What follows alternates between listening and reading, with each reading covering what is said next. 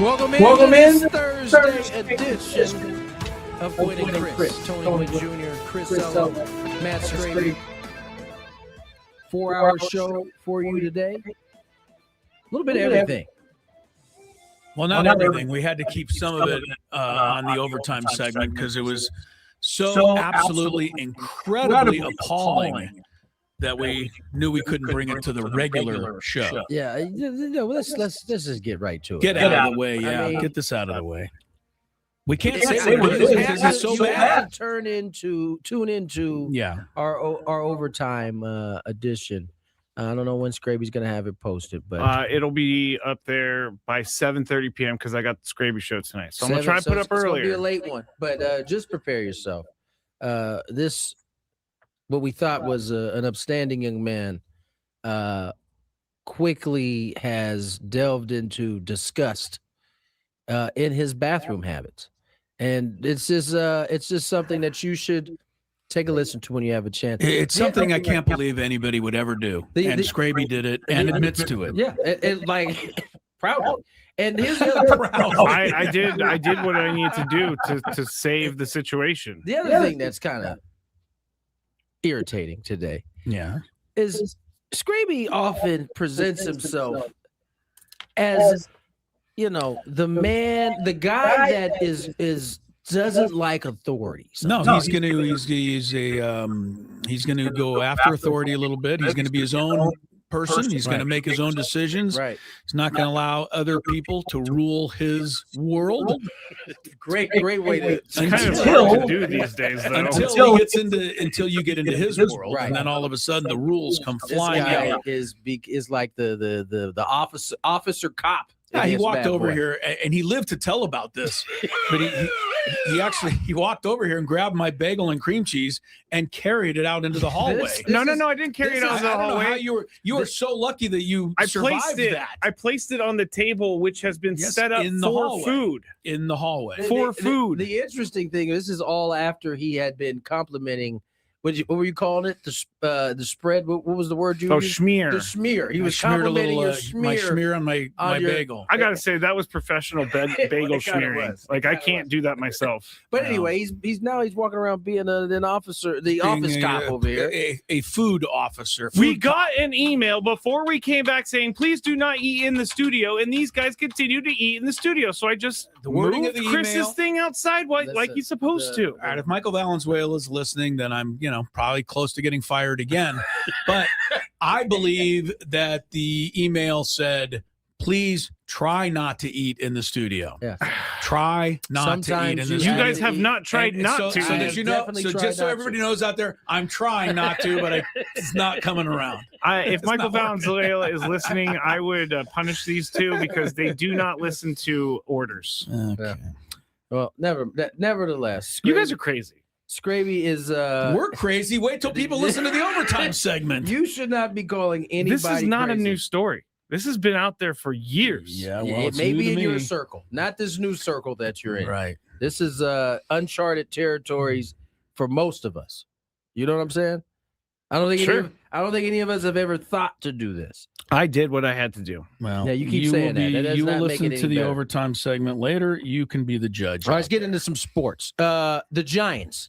Yes, heartbreaking. Yes, I know for my fellow Miami Dolphin fan over here. It looks like John Harbaugh is on his way to being the new all the sources, unless they're all wrong, which is you can always hold out hope that you certainly all the sources are wrong, but yeah, it's looking like he's going to be a Giant. I would like to have a discussion with John Harbaugh though before he signs on the dotted line. John Harbaugh realized that he's working for arguably the dumbest general manager in football. They've met, they've talked, apparently. Yeah.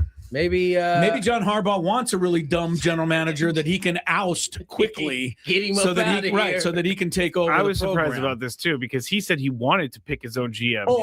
Or that report was not accurate. Right. Some of that could be erroneous, but that could be true. We know what is the guy's Joe Shane. I mean, this is the guy. I mean, we've all seen it. If you haven't seen it, he's the guy that said, we really don't need Saquon Barkley. Not at all. And then the owner said, well, that would really stink if he went to like the Eagles. And he goes, don't worry about that. He really didn't just say that. What he really said was, even before that, was that Oh, no, you know Daniel what? Jones. Daniel Jones is our franchise. This is the guy we want to pay. Right. We want to pay him, and running backs are basically a dime a dozen. Year before, Saquon Barkley ran for 2,000 yards and won the Super Bowl. Yep. That was the fatal mistake because then that there wouldn't allow them to pay Saquon. I want to correct you.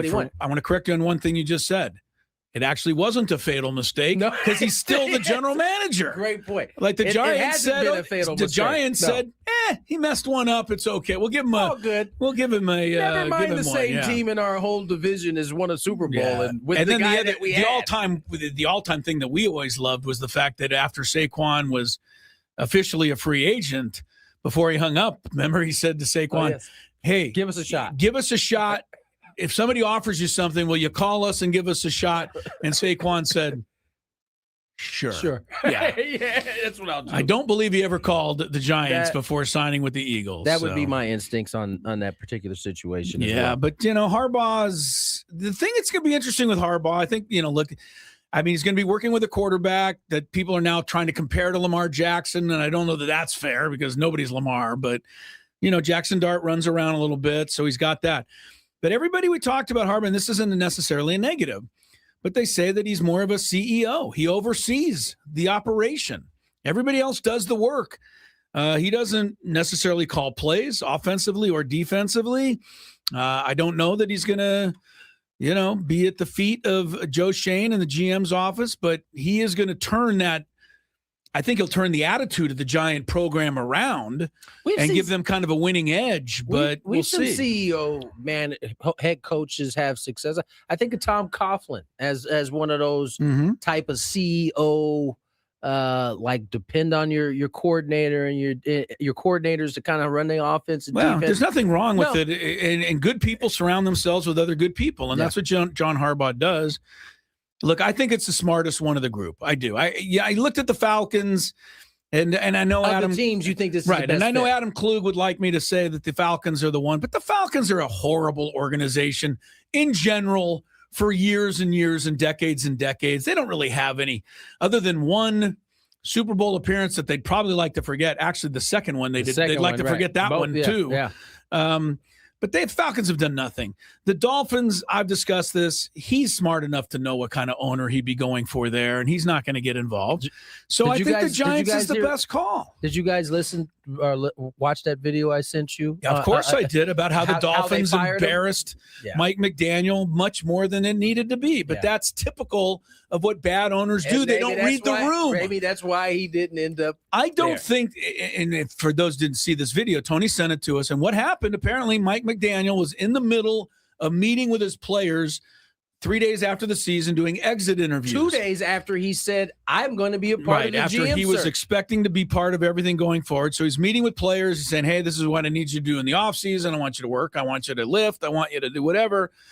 And there was no even knock on the door. It was like the door was basically kicked in, and now the owner was standing in the doorway. And I don't think the owner, Stephen Ross, even said anything. No. I think Mike McDaniel looked up and he had to kind of figure it out on his own. He had to figure out, I guess our exit meeting is over. The player left. Later, yeah. And then Stephen Ross proceeded to sit down and say, yeah, you're fired. And Mike McDaniel was like, okay, he was surprised that you knew he was going to be surprised. But that's not the way you handle things. No. Not to somebody who just gave you 4 years of their life or whatever Mike McDaniel gave them. So this is the situation in Miami. So I think Harbaugh was smart to stay away there. Yeah. And, Cleveland's not attractive. They got a horrible ownership. Arizona's got even maybe a worse ownership than Cleveland. Yeah. So, I think it's good for Harbaugh. I think it's great for the Giants. You got to say it's great for the Giants. Sure. They haven't been going anywhere. They need this. So they needed this, and good for him. Aztecs go into Laramie and get a solid win. Really solid Tony. Yeah, held them under 60 in that ball game. And Wyoming was actually one of the top scoring teams in the conference coming in. I didn't realize that until I watched the game. The Aztecs are starting to look, I'm saying this with just one last bit of hesitation, but they're starting to look a little like the team I thought they might be. Defensively, they're good. Defense, yeah. Yeah, and don't look now, but Guath is starting to look like he is getting into the swing of things a little bit. You can see it. Right? It doesn't look like He's thinking about the knee. Right. Doesn't look like there's any hesitation now. No. And now it's just about rhythm.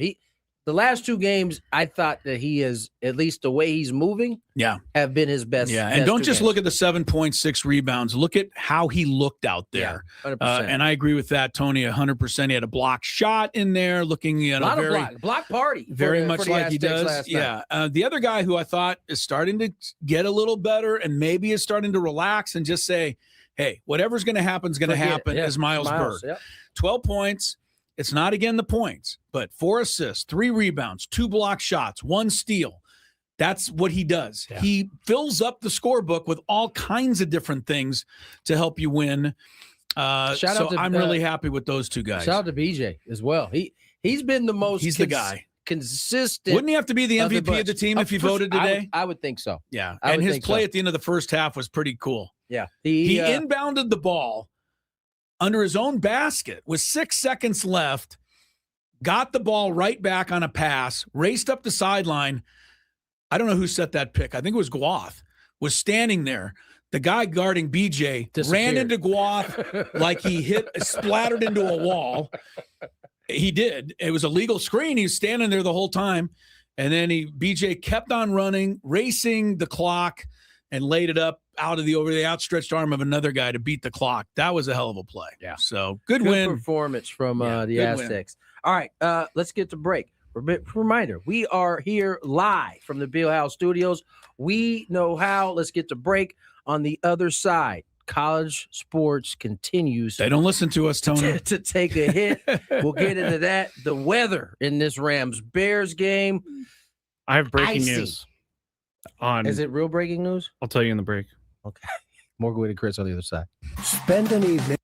So last night the bus was to leave for the airport at 8 p.m. And Tony, you know this. Everybody knows this. You know, if you're hooked up with anything like this, as Pete Carroll used to say, on time means you're late. Right.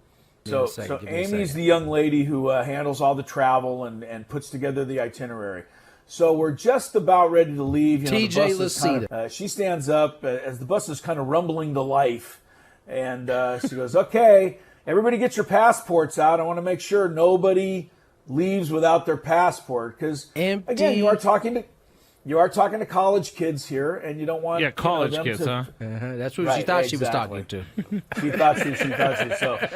So I'm sitting there, and I'm thinking to my head, like, you don't need a passport for this trip. I didn't even bring one. We're just going to the Bahamas. And so, yeah. That was your thought process? The Bahamas are an international flight, I believe.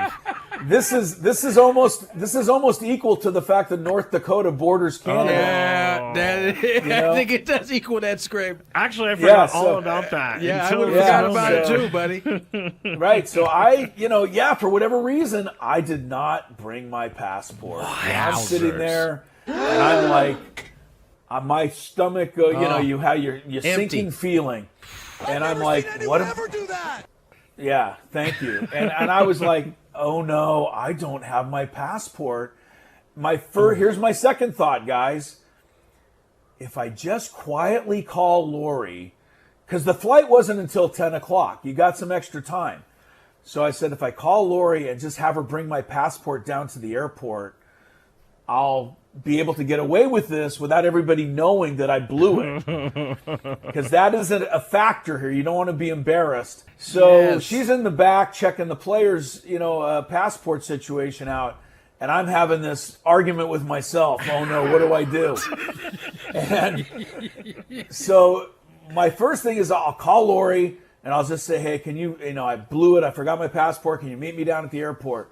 And then I thought, we live 25 minutes from the airport. Lori is not going to be happy. Getting my passport and driving it down there. Because the airport is really easy to access these days. And never easy to access, exactly. So I had a quick discussion with myself, and it was either A, it's time for me to embarrass myself in front of the team, or I'm going to have to ask Lori to drive to the airport. I chose the first one.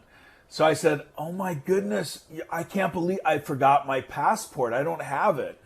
And Stacey Terry Hudson looked at me and like, what? Like you? And she wasn't mean about it. She was just like so surprised. And as I was, and everybody's like, what are you going to do? And I said, well, I live, literally 10 minutes from the school. And I said, I'm going to call Lori right now. Is there any way we can just hold up for 10 minutes? What? That's all. It was either that or make Lori drive down, Scrape. You got to understand my options here. They're very limited. I get it, but I think your mistake means that you have to do the hard one. Yeah, you have to deal with the hard part. I agree. Well, this didn't turn out a whole lot better. Amy, it's her first year on the job, but she's a very nice gal, so I don't have any really, I don't have any cachet with her yet. And she's like looking at her watch, looking at Coach Stacey Terry. She's like, 10 minutes, because that can be a little... That's stressful. Well, it's stressful. And she doesn't care. Her job is to get everybody on that damn plane. Right. And a lot of times what we don't know, the traveling party doesn't know, is they've already called ahead and talked. They have a travel agent that's going to kind of expedite the process a little bit. And if they mess up that contact, then everybody's messed up. So everything is thrown asunder if you got to wait 10 minutes. And but I'm on the phone with Lori, and Lori's like, well, I'm not going to the airport. There's no way. She's like, you tell them that I'll be there in 10 minutes. You tell them. And I will give Lori a lot of credit. She, while this discussion was going on, found the passport and was already in the car. Whoa. So I give her a ton of credit. She didn't wait for... Okay, go get the passport and hurry up. Because she knew she wasn't going to the airport. So she knew she wasn't going to the airport. Exactly, Tony. She's like, I'm in the car. She did. She said, I'm in the car. So I told, Amy, and I got Lori on the phone. All right, if you were waiting with bated breath there, the breaking news is important only to one person in this room. And that person is the guy who's going to give you the breaking news. Go. Mr. Sam Darnold, quarterback of the Seattle Sea Chickens, is questionable with an oblique injury for the game on Saturday. That's hardly breaking news. That is breaking news. It's news. It's not breaking really news for gamblers, for sure. You think he's playing, right? He's going to sit out this game. I don't know, man. He'd have to be broken in half not to play this game. You know what? I don't know. My confidence in obliques is not the same. Obliques are a little tricky. I thought George Springer had no shot of playing in that World Series after he came out of the game. And then he proceeded to come in and double and do a whole bunch of good stuff. He wasn't playing football, though. That's true. Although I don't know that the 49ers defense will get that close to him anyway. I mean, that's fair. They don't rush the quarterback. I don't know that I'm trying to be fair there. I'm trying to be with Sam Darnold, you're in trouble because he can actually pick you apart when he has time. Well, that's why they've focused on, covering guys. Yeah. All right, everything on the NFL playoff games. We'll have our picks later on. Coming to you from the Bill House Studios. We know how. Gwynn and Chris, 97.3 The Fan. Remember to listen today around 5:30. We'll announce today's biggest fan. They'll have a chance to qualify for a night in our Odyssey Suite at a Padre game coming up this season. The fan staff will be there. It'll be catered by Spiro's Mediterranean Cuisine. It's a great prize. It really is. We kind of gloss over this every day, but how fun would it be to go with everybody you know to a Padre game up in the suite? Register your name at 973thefansd.com/biggest-fan if you haven't already. One quick other note before we get back to business here. If Tony sounded happier, more excited, a little louder, brighter than usual in his open for the show, is because today is the last day of our work week. You sounded a little like, welcome to Thursday's show. Wow, Tony just getting thrown under the bus. That was more so. Oh, it's not blaming him. I'm just saying we're all excited. We get tomorrow off. That was more so being kind of fired up with Scraby and his antics before the show. Yeah, so that'll be the overtime. But yeah, don't get me wrong. Yeah, having an early week, an extra long weekend because Monday is also. We don't even get to come in on Monday. So we'll have to talk about the national championship game some point on the show today because that will be played by the time we get back here on Tuesday. So enjoy the program today. This is all you get for a while. All right, Tony talked about it with these college. I don't want to say the kids. The kids are doing what I would think kids would do. 100%. And especially now that a lot of kids have money in their pocket because they're getting NIL money to spend. I think one of the things that might have kept college kids from gambling on things in the past was that college kids are notoriously poor. They don't have a dollar to their name. But now a lot of college kids do NIL money. And look at this, 39 players, 17 Division I teams that have been, are being called out as part of a point shaving scheme in college basketball. This is just the absolute worst thing you can hear. Yeah. I went down the list of teams. They listed them alphabetically, Tony, and I took a deep sigh when I got to San Diego State and there wasn't there, because you don't know who's going to be on this list. Fortunately, Aztecs, no other teams in the Mountain West Conference. And frankly, almost every team other than DePaul is from a, quote, mid-major conference. And that's the kind of what I was getting ready to point to. I mean, there's a clear menu that these folks are trying to attack. DePaul is of the biggest names, but it is also a school that is not on the beaten path. It's not on the beaten path. Right. So if you're a gambling person who wants to fix something, you're not going to call attention to this at Duke. No. You're going to go to Fordham or Kennesaw State, and you're going to get a kid there to fix a game or fix something. And this is what's being alleged. It's probably going to be just not good. It's probably going to be harder to get an NBA prospect to do something like this. Cooper Flagg doesn't need the extra bucks. And so, I mean, listen, 20 of the 26 defendants played college basketball during the 23-24 season and or the 24-25 season. And there's a few playing right now. 4 of the players charged, Simeon Cottle, Carlos Hart, Cammy and Shell, and Umar, whoever, Carisi, have played for their current teams in the past week. Right, so they're playing as we speak. They allowed them to keep playing, and now college basketball's got an issue. And college basketball, they have the same issue that I guarantee you college football is going to have if they don't get a handle on it. And it's also the same issue that I still think can make its ugly way to the NFL. It's already made its way to Major League NBA, Baseball. Right? Okay. So what can we do? Because you and I have been talking about this. We've been screaming from the mountaintop for 4 years that gambling is the one thing that's going to, can take this stuff down. Well, apparently the NCAA is trying to at least get, Congress, whoever involved, and actually start to put some limits on these gambling sites as to what they can offer. And I hate to say it, Tony, that might be the only way to try and protect the people from themselves. Yeah. And, these prop bets are really easy to target. And this is what, anyway. Let's keep it a beat. Their NCAA is doing this because it threatens their whole existence in terms of sports. So we're not watching the games if we think the score has been determined ahead of time. 100%. We're just not. It's not happening. I have to ask you a question. You've mentioned 2 days in a row now. You've used the word bean. Yeah. I've heard this. I'm assuming you're keeping it real. Keeping it 100. Keeping it real. Keeping it. Why a bean though? I don't know. Just kind of in the new sphere of. For those who hear, I'm glad Tony works on this show because I would have no idea. Up to date. I would have no idea. But you knew what it was without even having to ask, though. Well, the way you used it told me what it was. Boom. For those of us who don't hear very well, it was bean with an N. Yes. Okay. I thought it might be. Let's keep it on the beam. That actually made a little sense to me. That can work the too. Bean did not make a lot of sense to me, but that's what it is.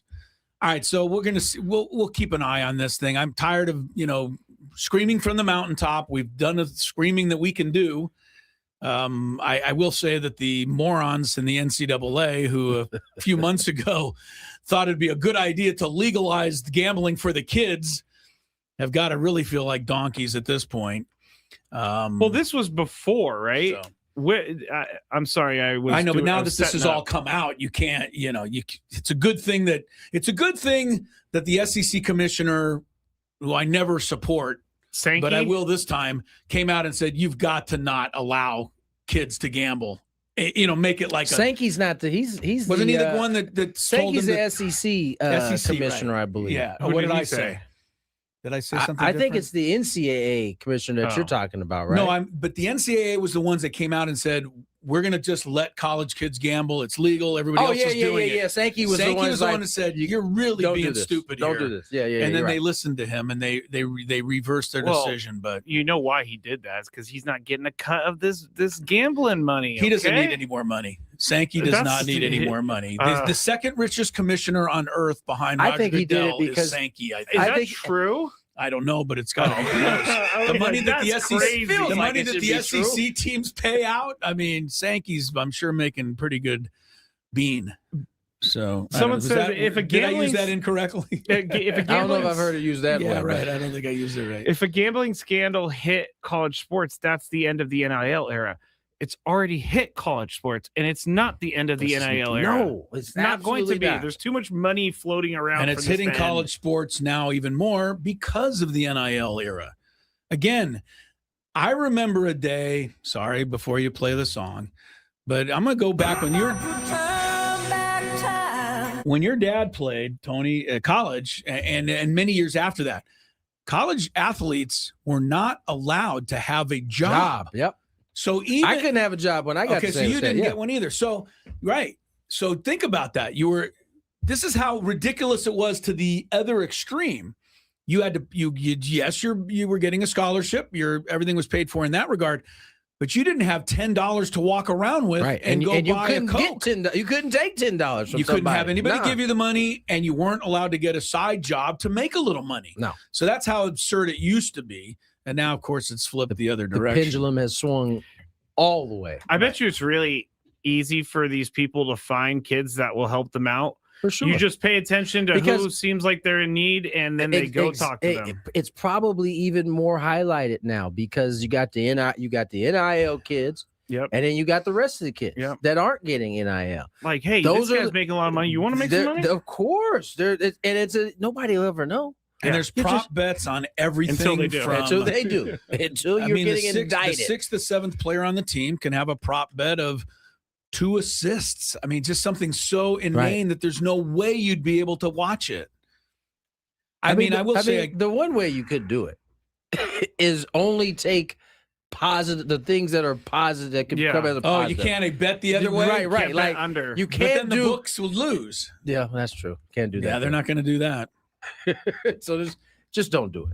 Just get away from it. They're gonna have to put in some hardcore rules that are gonna try to hopefully to keep the bettors, the kids, the pro athletes, whoever's getting involved, to protect themselves from themselves. Can I ask a question I asked to someone over the weekend? Why are they still going to school? It's professional sports. You gotta go to the school to actually. But why does college now require them to go to class when they're being paid millions of dollars? Because they have to keep up the facade. What I'm trying to say is exactly what I'm trying to say is they don't need to go to school anymore because they are getting paid. Now, some people want to go to school and get that degree and use the degree. No, you can't get the NIL unless you're going to their university. No, I understand. They don't want to give. I'm saying this is why they're going to school. The alum doesn't want to give you the NIL unless you're going to come do something for the university. Yeah, but I don't think the alum cares if you go to class. I don't think so either. The rules and if are, you only go to UCLA for 1 year and then get tossed out of there and get a year at Cincinnati and get tossed out of there. No matter how much money you're making, you still got to have a 2.0 or whatever it is to be eligible to play.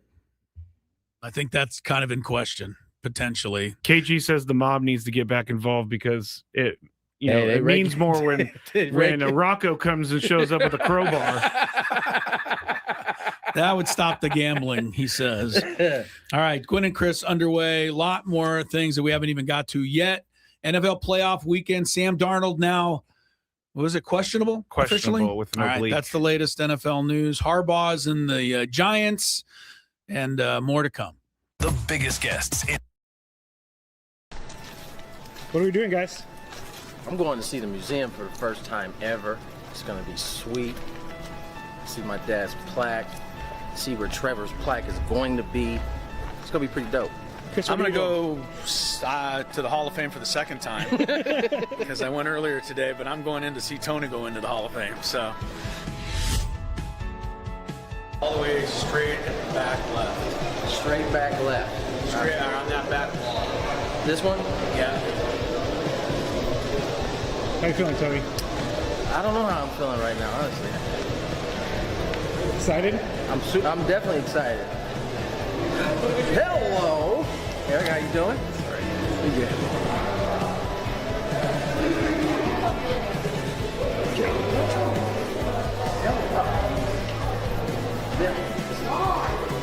Wow. Just like I told you, next to the famous Barney Dreyfuss and Leslie Wilkinson, whoever they are. That does look like them. I know. It's a good shot. They don't do them all that great. That one's good. Really good.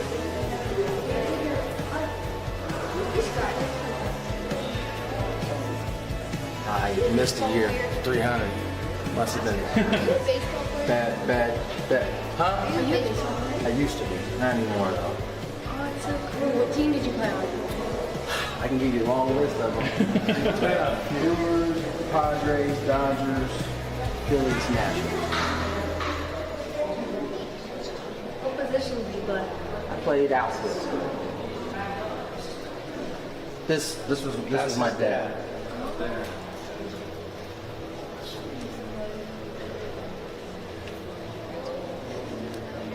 Oh, there's Dick Williams, Goose. I think he'd be pretty happy with his company over here. So. What are you thinking of seeing it for the first time? I'm thinking I'm hot. I'm quite warm right now, but it's cool. I mean, it's what I thought it was going to be. I mean, who not too many people can say they have a dad that's enshrined in this place. So I think this is awesome. What are we doing, guys? I'm going to see the museum for the first time ever. It's going to be sweet. See my dad's plaque. See where Trevor's plaque is going to be. It's going to be pretty dope. Chris, I'm going to go to the Hall of Fame for the second time because I went earlier today, but I'm going in to see Tony go into the Hall of Fame. So all the way straight at the back left. Straight back left. Straight on that back wall. This one? Yeah. How you feeling, Tony? I don't know how I'm feeling right now, honestly. Excited? I'm definitely excited. Hello, Eric. How you doing? Pretty good.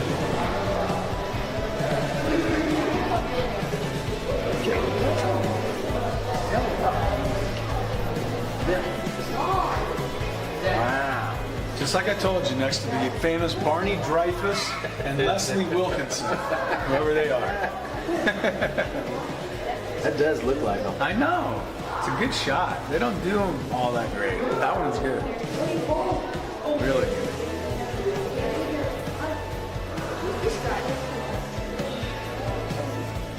I missed a year. 300. Must have been bad. Huh? I used to be. Not anymore, though. Oh, it's so cool. What team did you play on? I can give you a long list of them. Brewers, Padres, Dodgers, Phillies, Nationals. What position did you play? I played outfield. This was my dad.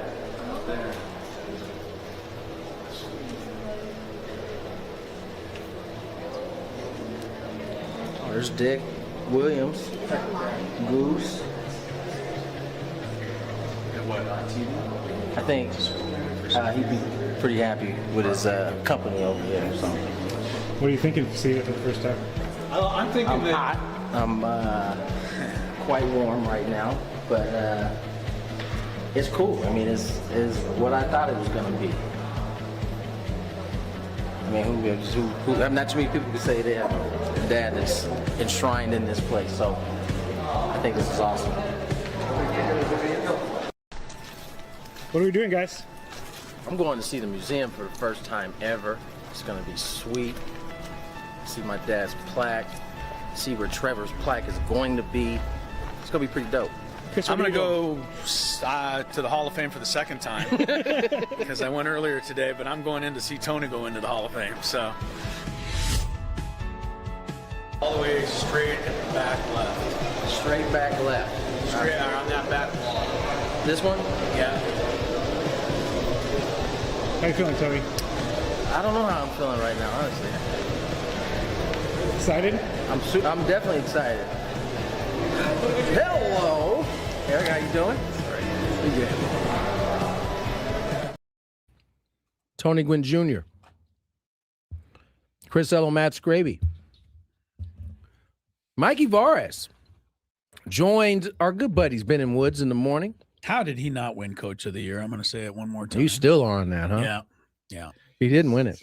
Guy from Philly, I think, won it. I think we kind of don't care. I mean, they weren't an expansion team. I mean, this is a no-brainer to me. Clearly, he has, I think, raised the bar here in San Diego for soccer. I think it was a very. I thought he did an excellent job manning that first year as an expansion team, and kind of set a bar for the culture and what it's going to be. I think a casualty of that culture and of that bar may be Chucky Lozano, who is looks like he's on his way out at some point during this offseason. I believe Ben and Woods asked him about the Chucky Lozano situation. Well, as a club, and that's from ownership all the way down, we just decided it was best for Irving and best for the project that he's no longer part of our plans. And we would like to see him play in a World Cup. He has a World Cup on home soil, and there will be plenty of teams that will be willing to have him to help him get there. But ultimately, it will be up to Irving also. And what Irving does. Irving will not be part of our plans, though, and we made that very clear to him and to his representatives, and that won't change. That seemed as firm as it gets. Yeah, I don't think there's any question that whatever happened behind the scenes was not right. Yeah. And I almost think that Mikey Vares or the team itself, the organization, gave into a little of what they perceived might be some outside pressure in terms of at least including him on the roster, for the postseason, getting him some playing time in the postseason. Because at first they didn't even put him on the roster. Then when they put him on the roster, he didn't even start. He was coming in, with 12 minutes to go, and they were trying to give it, we want him to give us a boost. Well, to me, if he's one of the greatest players in the world, you'd want him out there more than 12 minutes. So I just felt that whatever happened, Mikey Vares and the organization at that time, like before the playoffs even started, determined this guy is not part of what we're about. I don't know how either Ben or Woodsy asked the question, but at the end where he said, we've let Chucky and his representatives know that he won't be a part of future and that won't change. Yeah. That just felt like kind of like, just in case you thought he might come back, he's not. And that's the smartest way to do it. Yeah. Make the break and don't leave it open, because then everybody's wondering. Mikey Vares, to me, and I don't know what else Ben and Wood's talking about. We'll hear some more of this, but you touched on it, Tony. He didn't just set the culture as far as on the field. He set the culture for how we were going to behave as fans. Yeah, he did. Because after that first game, when people were chanting stuff that was not appropriate, he was the voice of the team that came out and said, no. And he read something at the next game. He went on the PA and said, this is not going to happen here. So I give this guy a lot of credit, because it wasn't just on the field, Tony. He was the whole voice of the organization. Yeah, no doubt. And after an extremely successful first season, probably the first time he's been asked about it in terms of how he's feeling, but that's exactly what Ben and Woods asked him. How is he feeling about the club today? Yeah, I mean, we really like our squad right now because, we talk about new players who can come in, which is that's always the obvious one. But we're also excited just to see what a lot of these guys look like in year two, Yeah. Luca Bombino should be a different Luca Bombino in year two than he was in year one, just getting his feet underneath him. Same with like a guy like Manu or a guy like Pele, who was just with us the last couple months, or a guy like Marcus, who was hurt most of the season and now is healthy. So we really like our squad, but the reality is we will continue as we move some guys off of the roster. We'll also continue to look for more competition depth as well. Yeah. It's what are you grinning about? I'm grinning about one thing that Mikey Vares has working against him now. because I think everything's been thumbs up, right? From day one to today. But what is the one thing you and I say is a coach killer? Tony? Expectations. Expectations. Yeah. Not saying it's going to happen. He had but zero. He now has some of those, right? He's got to have expectations. What are his now. Expectations? Is it just championship or bust? I don't think that's fair. Yeah, no, I don't think playoffs again. But I think a contending team that's in the playoffs, I think should be expected from where they were last year, because fans in every sport are the same. And if they're 2, you already gave us the taste 6, of it now, right? They're 2, 8, and 6 at some point next year. People are going to, well, last year was a lucky thing, or they should have never got rid of Chucky. All this is going to start happening. So he's got to deal with that. Ben Woods also got to Mikey Verse about how his ball club can improve for 2026. Yeah, that's a great question, and honestly, Vancouver was really good. Those 15 minutes. It put a real uphill battle for us on the rest of the night, where they came out flying and we weren't at our best, and we were very honest with ourselves about that. But then we get back in that game, you can see us building momentum, and then a goal right before half, literally 5 seconds before half. Yep. It made it even harder. But what I continue to say I feel so proud about the group is down 0-3, these guys pushed that second half. And we got the 1-3, and we could have got the 2-3. And even when we took the red card, these guys just didn't stop fighting, and there's something to build on there. But what I would say is I think everybody's going to ask, they're going to ask, can they do it again? Was this just a fairy tale, and will they, drop back down to an average level? And for us, that's the wrong question. The right question is, can we get better? And I'm not talking about results. I'm talking about what we do every single day, from the moment we get out of our car to the moment we get back in our car, to give ourselves and the city the best chance of doing something special. Because you do that over and over again, and these type of rides will be available, but it's never a guarantee in life.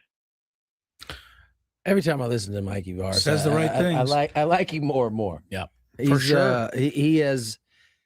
He just has a standard, and you can tell he is very serious about that. He's very methodical in how he wants his players to approach. He's the opposite, and I'm not taking a shot at you, Chris, but he's the opposit of how Mike McDaniel ran things. You're not taking a shot at me. I agree with you. Okay, good. I was just trying to say, Mike McDaniel is a genius as far as coaching offense. Players coach, if you will, but he didn't get it. That never works. Because ultimately, the players feel like they can get away with too much, and you can't put that genie back in the bottle. I don't know. I think people would say that Mike Tomlin's a player's coach. But he also has an iron fist. I think players enjoy being coached. They respect that. Yeah. And if you get a player that doesn't respect you trying to help them, or maybe getting a little angry with them once in a while, then that's not a player for your squad. Exactly. Just get somebody else. Kids, I watch Stacy, and I watch the women's team so much closer because I'm there at practice. She's lucky because she's got kids that want to be coached and want to be better and don't mind being, not called out, because that's embarrassing a player, but pulling a player aside. Don't mind taking their responsibility. Right, but pulling a player aside and saying, this has got to do this, and this is what you need to do better. If a player balks at that, because what you're saying is Mike McDaniel didn't even do that, because he was worried, I think, what the players were going to think. Yeah. But if you have a player that balks at being coached, then let him go play for Memphis with Ja Morant or something. Yeah, Memphis doesn't even want Ja Morant. I just threw them under the bus. But you know what I mean? There's plenty of players like that. But for me, they're not going to be – that's not the ones I want on my squad. Yeah.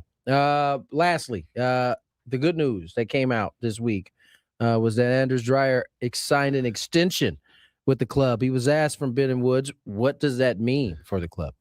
Yeah, massive commitment to show that we're here to win, and how we win and who we win with matters, because Anders is a great character, top teammate, top professional, and then he obviously fits our style of play, and you can't take for granted how great of a fit he is from a style of play perspective. It's not easy to find guys who fit perfectly and are able to have big production.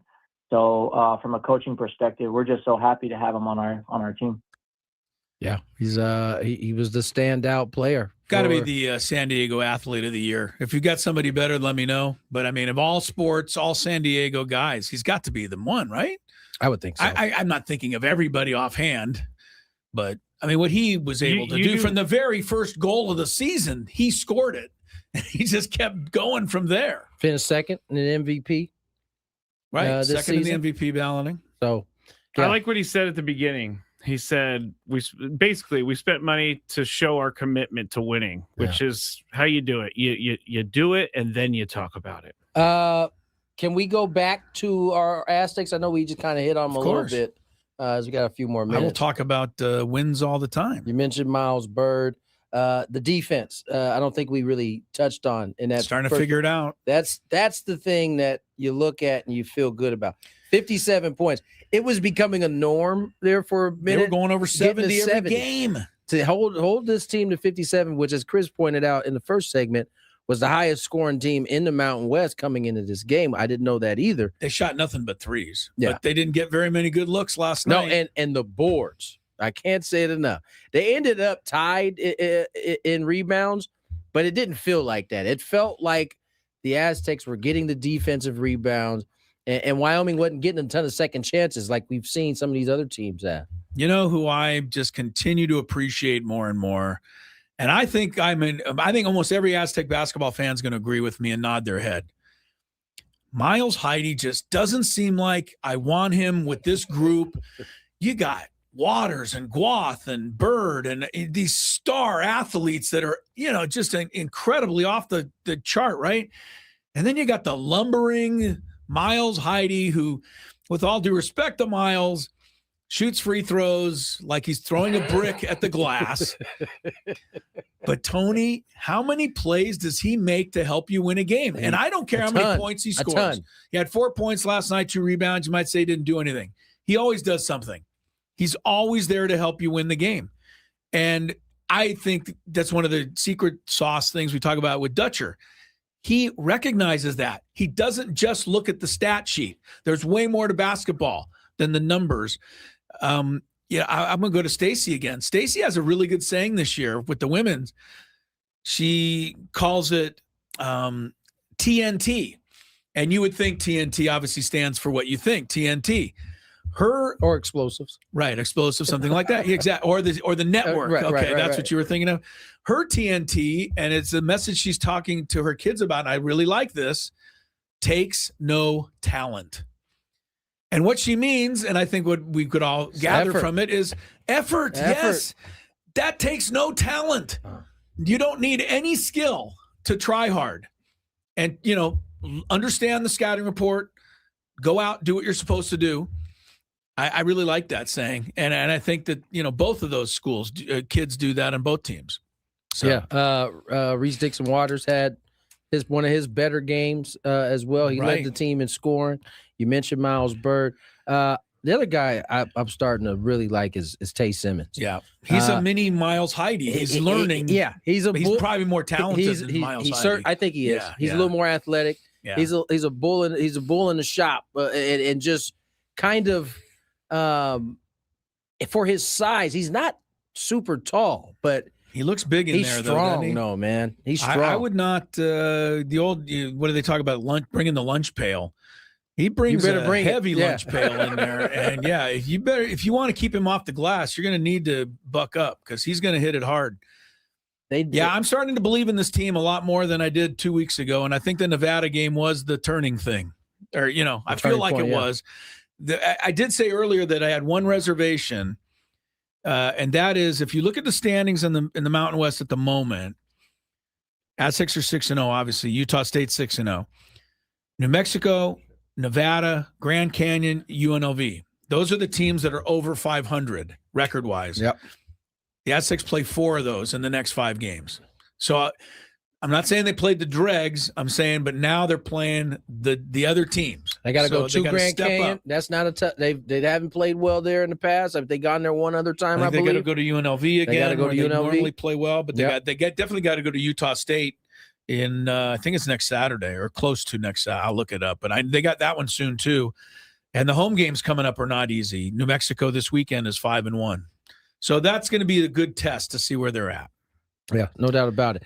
I mentioned Rams and Bears weather. Didn't quite get to that. It's going to be pretty atrocious. Hot scrape. Yeah, it's going to be single-digit wind chills. It's football weather, baby. If you look at people who watch it from their couch at home, it's football weather. The Bears fans, I really want to talk to some of these guys who play in this weather. Like, read the story. ESPN.com has one today about all the cold weather games. Yeah, it's actually on ESPN.com today.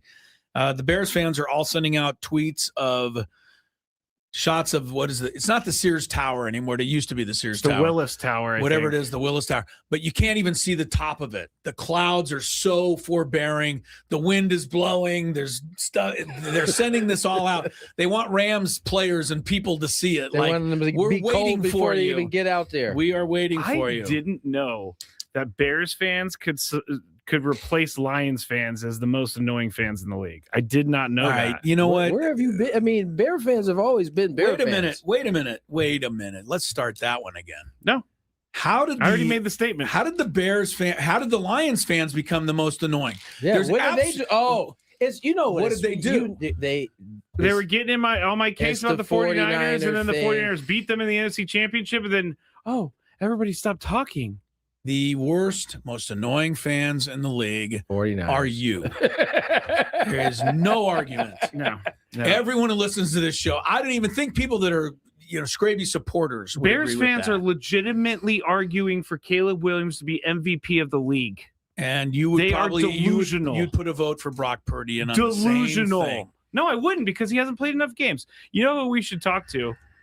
Well, I guess we can't because today's the last day of the week. But John from KSON. Massive Bears fan. Is he really? Grew up in the Midwest. He grew up in Wisconsin, actually, as a Bears fan. Yeah, that's interesting. Or he worked in Wisconsin for a long time. He loves the Bears. I think Bears fans were annoying in 1985.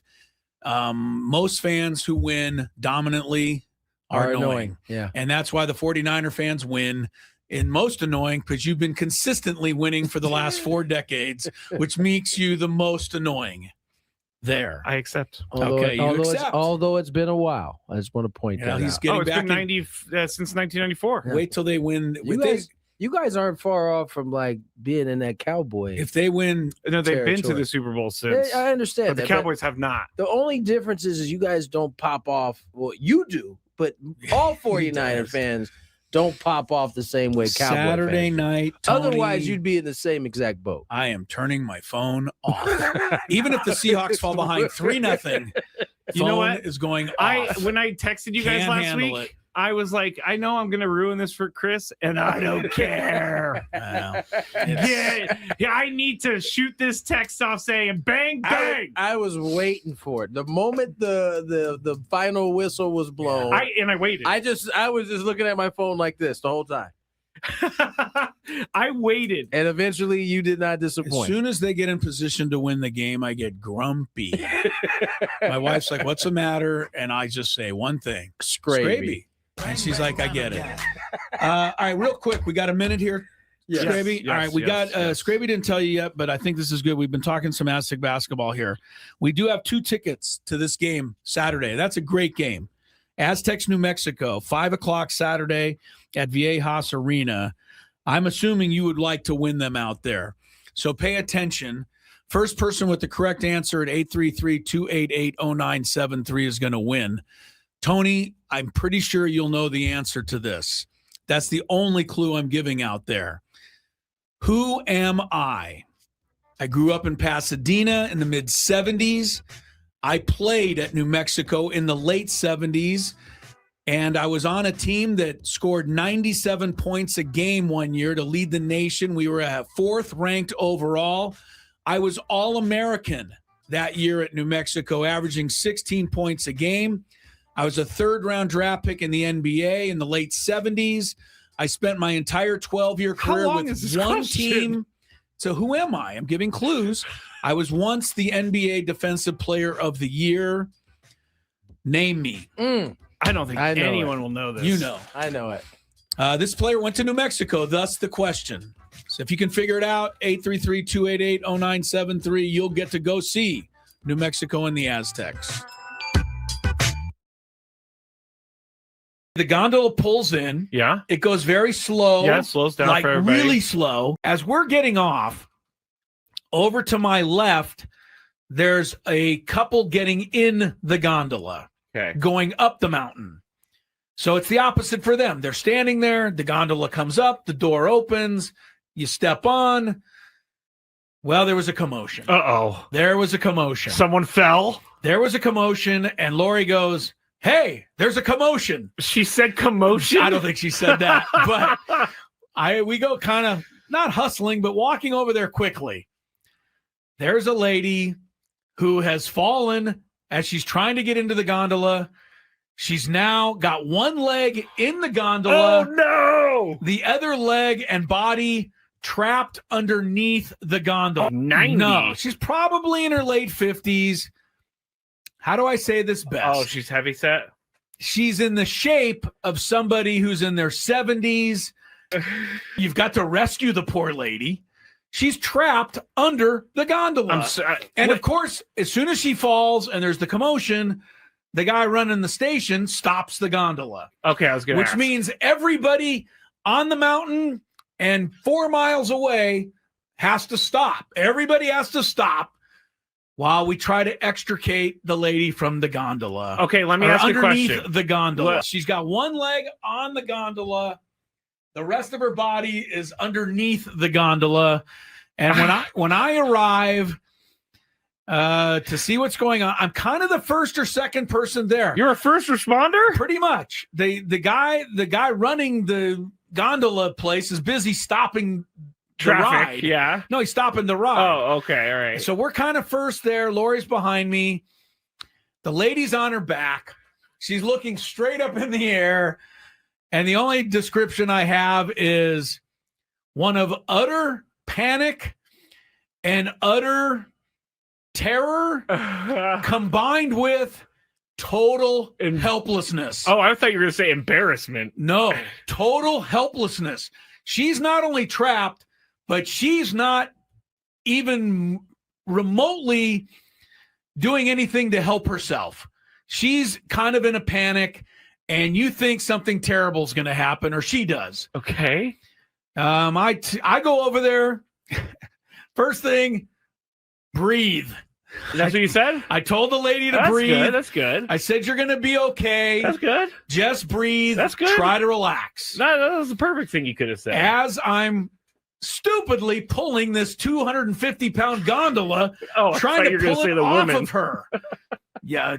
Okay. Well, you're getting the gondola is way heavier than 250 pounds. Yeah, right. 1,000-pound gondola. So you're trying to move the gondola. Move it a little. Is her leg how is she attached to this gondola? Well, I told you her one leg's actually on the gondola in the doorway. Okay. Then the rest of her body's underneath. What is stuck with her in the gondola is her belly, not her leg. Oh no. That's right. Okay. No. So I'm pulling. By the time finally a couple more people pull and we are able to get enough airway to get her to scramble out of there. And then she immediately stepped on the gondola to go take her ride up the mountain. And off she went. This is I felt like I saved her life. I really do. I honestly felt like I almost saved her life. I kind of will credit you with this. You know, she was. I think if I didn't tell her to breathe, I think she would have gone into some sort of shock or whatever you do. No, she was you're going right. into a panic, Scraby. She was going into an absolute panic, and I had to calming her down. I think was the number one thing. She wasn't in any real danger, but she wasn't feeling great because she was trapped under the gondola. But the fact that you said her belly was... Yes, her belly, yeah. I'm telling you, Scrabe, it was a factor.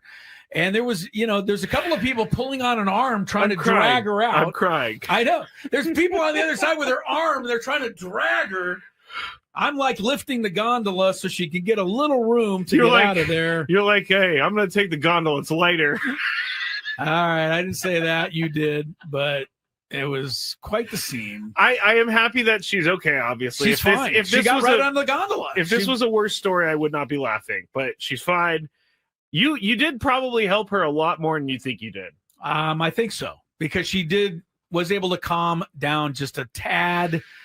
The gondola pulls in. Yeah. It goes very slow. Yeah, it slows down like for everybody. really slow. As we're getting off, over to my left, there's a couple getting in the gondola, going up the mountain. So it's the opposite for them. They're standing there. The gondola comes up. The door opens. You step on. Well, there was a commotion. Uh-oh. There was a commotion. Someone fell. There was a commotion, and Lori goes, "Hey, there's a commotion." Junior at the Forum, 17,505 would yell, "Coop!" Yeah, he was the original guy that you thought they were saying boo. Was Michael Cooper, was a great Laker, 5-time NBA champion. He was a star at New Mexico. Scraby couldn't believe that someone called in and got it right on the first try. Jordan. Jordan, good job. Without saying too a guy much, named Jordan, basketball question. He was on it. Without saying too much, Jordan, solid job, man. Well done. Keep up the good work, brother. He's doing some good things out there. Michael Cooper, not only Defensive Player of the Year in 1987. When he coach of the year? He was in the WNBA. I was going to get to that. 12 years as a WNBA coach, won 2 championships with the Sparks. So he knew what he was doing. He coached USC women's team as well. And he was on the all-defensive team, Tony, 8 times. All NBA. And, God. I don't want you guys. Scraby, don't read that. Yeah, don't look at that. No, I've already read it. It was on earlier. They replayed the same thing. Kyle Tucker deciding between 3 teams: Dodgers. Now it says Blue Jays, Dodgers, Mets. The 3 most willing to spend millions of dollars teams in the that league. need him the most or the least are getting in the line for Kyle Tucker. There's something about this particular offseason that when I see the Dodgers, I say bull junk. On signing him? Yes. In this particular one, I don't think that. Well, you don't think they'll sign him? I think it's down to the other 2 teams. Okay. That the 1 year $50 million offer, or 2 years $100 million offer from the Mets. I think the Dodgers will do that, huh? I don't think they would do it. I just don't think they're necessarily in on him like that. All right. We'll find out. Kyle Tucker is indeed down to 3 teams, according to Baseball Network, their MLB Network. I just want to finish up on Michael Cooper because he really was one of my all-time favorites. And I know, Tony, you're a Laker fan, but you weren't quite, all about the Showtime era. Everybody can remember Magic, Kareem, Worthy, all of those guys, like at the drop of a hat. Pat Riley, Magic Johnson, anybody else will tell you. Michael Cooper was as big a part of that whole thing as anyone. Because somebody had to guard the other team's best player every night, and Michael Cooper did that for 8 years, and he did it as well, if not better than anyone. So not quite in the Hall of Fame, but I take it back. It says Hall of Fame. Is Cooper in the Hall of Fame? Maybe the Laker Hall of Fame. Yeah, I don't think he's in the NBA Hall of Fame. He's definitely in the Laker Hall of Fame. But Coop was something, man, and he hit the 3 back before the 3 was really a thing. Anyway. New Mexico, Michael Cooper, Jordan goes to see New Mexico play the Aztecs Saturday. All right, Scrabe, we got Kyle in studio today. Yes. He's over there. Ovenshire. King Kyle, the man from the... Today was my first day meeting Kyle. Right. I've heard his name at the end of every game quite often. Yeah, and it was mispronounced by Jesse for the first month of the season. You know who caught a lot of flack for that? Jesse? No. Oh. One Dave Marcus. For not did Jesse get mad at him? Well, Jesse doesn't deserve. I mean, absolutely. He's been saying his name wrong all season long. Understand that Jesse knows every name pronunciation in the world. He wants to be right. This must have pained him for a while. Well, he didn't know until, if I recall, until like the very end of the season. And it's because I told Dave, because Kyle was such a nice guy, he's like, don't say anything. Don't say anything. And I'm like, no, I'm going to say something. Your name is not Ovenshire. Dave was like, it's actually, what was it? It's actually Ovenshire. But by the time he told Jesse that, Jesse had already mispronounced it all season. Like game 158. It was literally. Yeah, so for the last 3 games of the season, he was Kyle Ovenshire. So that's good to know. He's in studio. Scraby's giving a little work, helping him with some stuff because he'll be doing some producing as the season goes. He's so taking good for a you, step Kyle. up in the Padres director world. Good for you, Kyle. All right. Well, show Scraby which button to push for today's Daily Gambit over there. Do you like money? I think about money a lot. Do you like money without doing anything? Winning. Do you want to make money while watching sports? I think Washington is immortal luck. Washington! Woohoo! If you answered yes, this is your segment. Just don't blame us when you lose. Nothing is ever your fault. It's your game. Take it. Gwynn and Chris go through the top bets of the day in The Daily Gambit on 97.3 The Fan. Daily Gambit is our daily sports betting segment here on Gwynn and Chris. Please, everybody, gamble responsibly. We had some bets from last night that we will review, and if you don't remember, we are broadcasting live from the Bill House Studios. We know how. We know how. Tony usually joins me, but he didn't this last couple times. Aztecs against Wyoming yesterday. I'm sorry, I wasn't. Minus paying one and attention to you. I know you weren't. Aztecs minus 1.5 over Wyoming. We all went Aztecs. Aztecs cleaned up pretty nicely, 74-57. You guys talked about that a little bit in the first hour. Vanderbilt minus 3.5 at Texas. You guys went, or Chris and I went Texas. Tony went Vandy. Texas won 80-64, so we win that one. Once again, an undefeated team goes down on the road. Yeah. For whatever reason. Did you end up reason, taking Texas in this one too? Oh, yeah. You've Chris was gone back-to-back upsets. Right. Just been feeling it, huh? Well, I just, teams that don't go on the road, it's a whole new world when they get there. Then we go to Utah State minus 13.5 against Nevada. Chris and Tony went Nevada. I went Utah State. Utah State won, but they only won by 9, 71-62. So you guys win the bet. Bulls minus 4.5 against the Jazz. Can you tell your Bulls to do something, Chris? They won the game, but they only won by 2 points. Well, they're not good against Chris bad teams. chose the Jazz, he was the one who won. Yeah. James Harden. Have I won one yet? Yeah, you got 2. You got the Aztec Aztecs. one. Okay. Yeah. Well, yeah, that's Nevada. You're okay. James Harden over under 40.5 points plus rebounds plus assists. We all went over. He had 22 points, 5 rebounds, 8 assists, which makes 35. So he's under. Appreciate you, James. Good work by you, though, Scraby, adding that all up correctly. Fast, too. Normally, you don't do that. I used the calculator, guys. No, you did. Did you really? Actually, here's how I did it. Did you really for 22 plus 8 plus 5? No. You needed the calculator? Here's what I did. Because I did 22 plus 8 is 30, makes it an even number, and then it's easy to add 5. Okay. That is some people. No, but hang on a second. Let me get my calculator. 6 plus what? That 3? is called addition. No, what I'm saying is I do it that way. Some people might go 22 plus 5 is 27 plus 8. Also known as addition. I don't know. I'm very confused. I keep looking at Kyle like he has answers, but he doesn't. Very confused about this whole thing. You just seem like kind of blown away by it. You said, I can't I do just math. went 28 plus 8 plus 5. I can't do math without, like, if it. That's okay. I will add numbers to get to a regular number and then subtract numbers to get the answer. I think that's how most of us do math. Yeah. That's all I'm saying. All right, Knights. There's a lot of little tricks you can learn. Yeah, man. Knights minus 1.5 on the puck line against the Kings.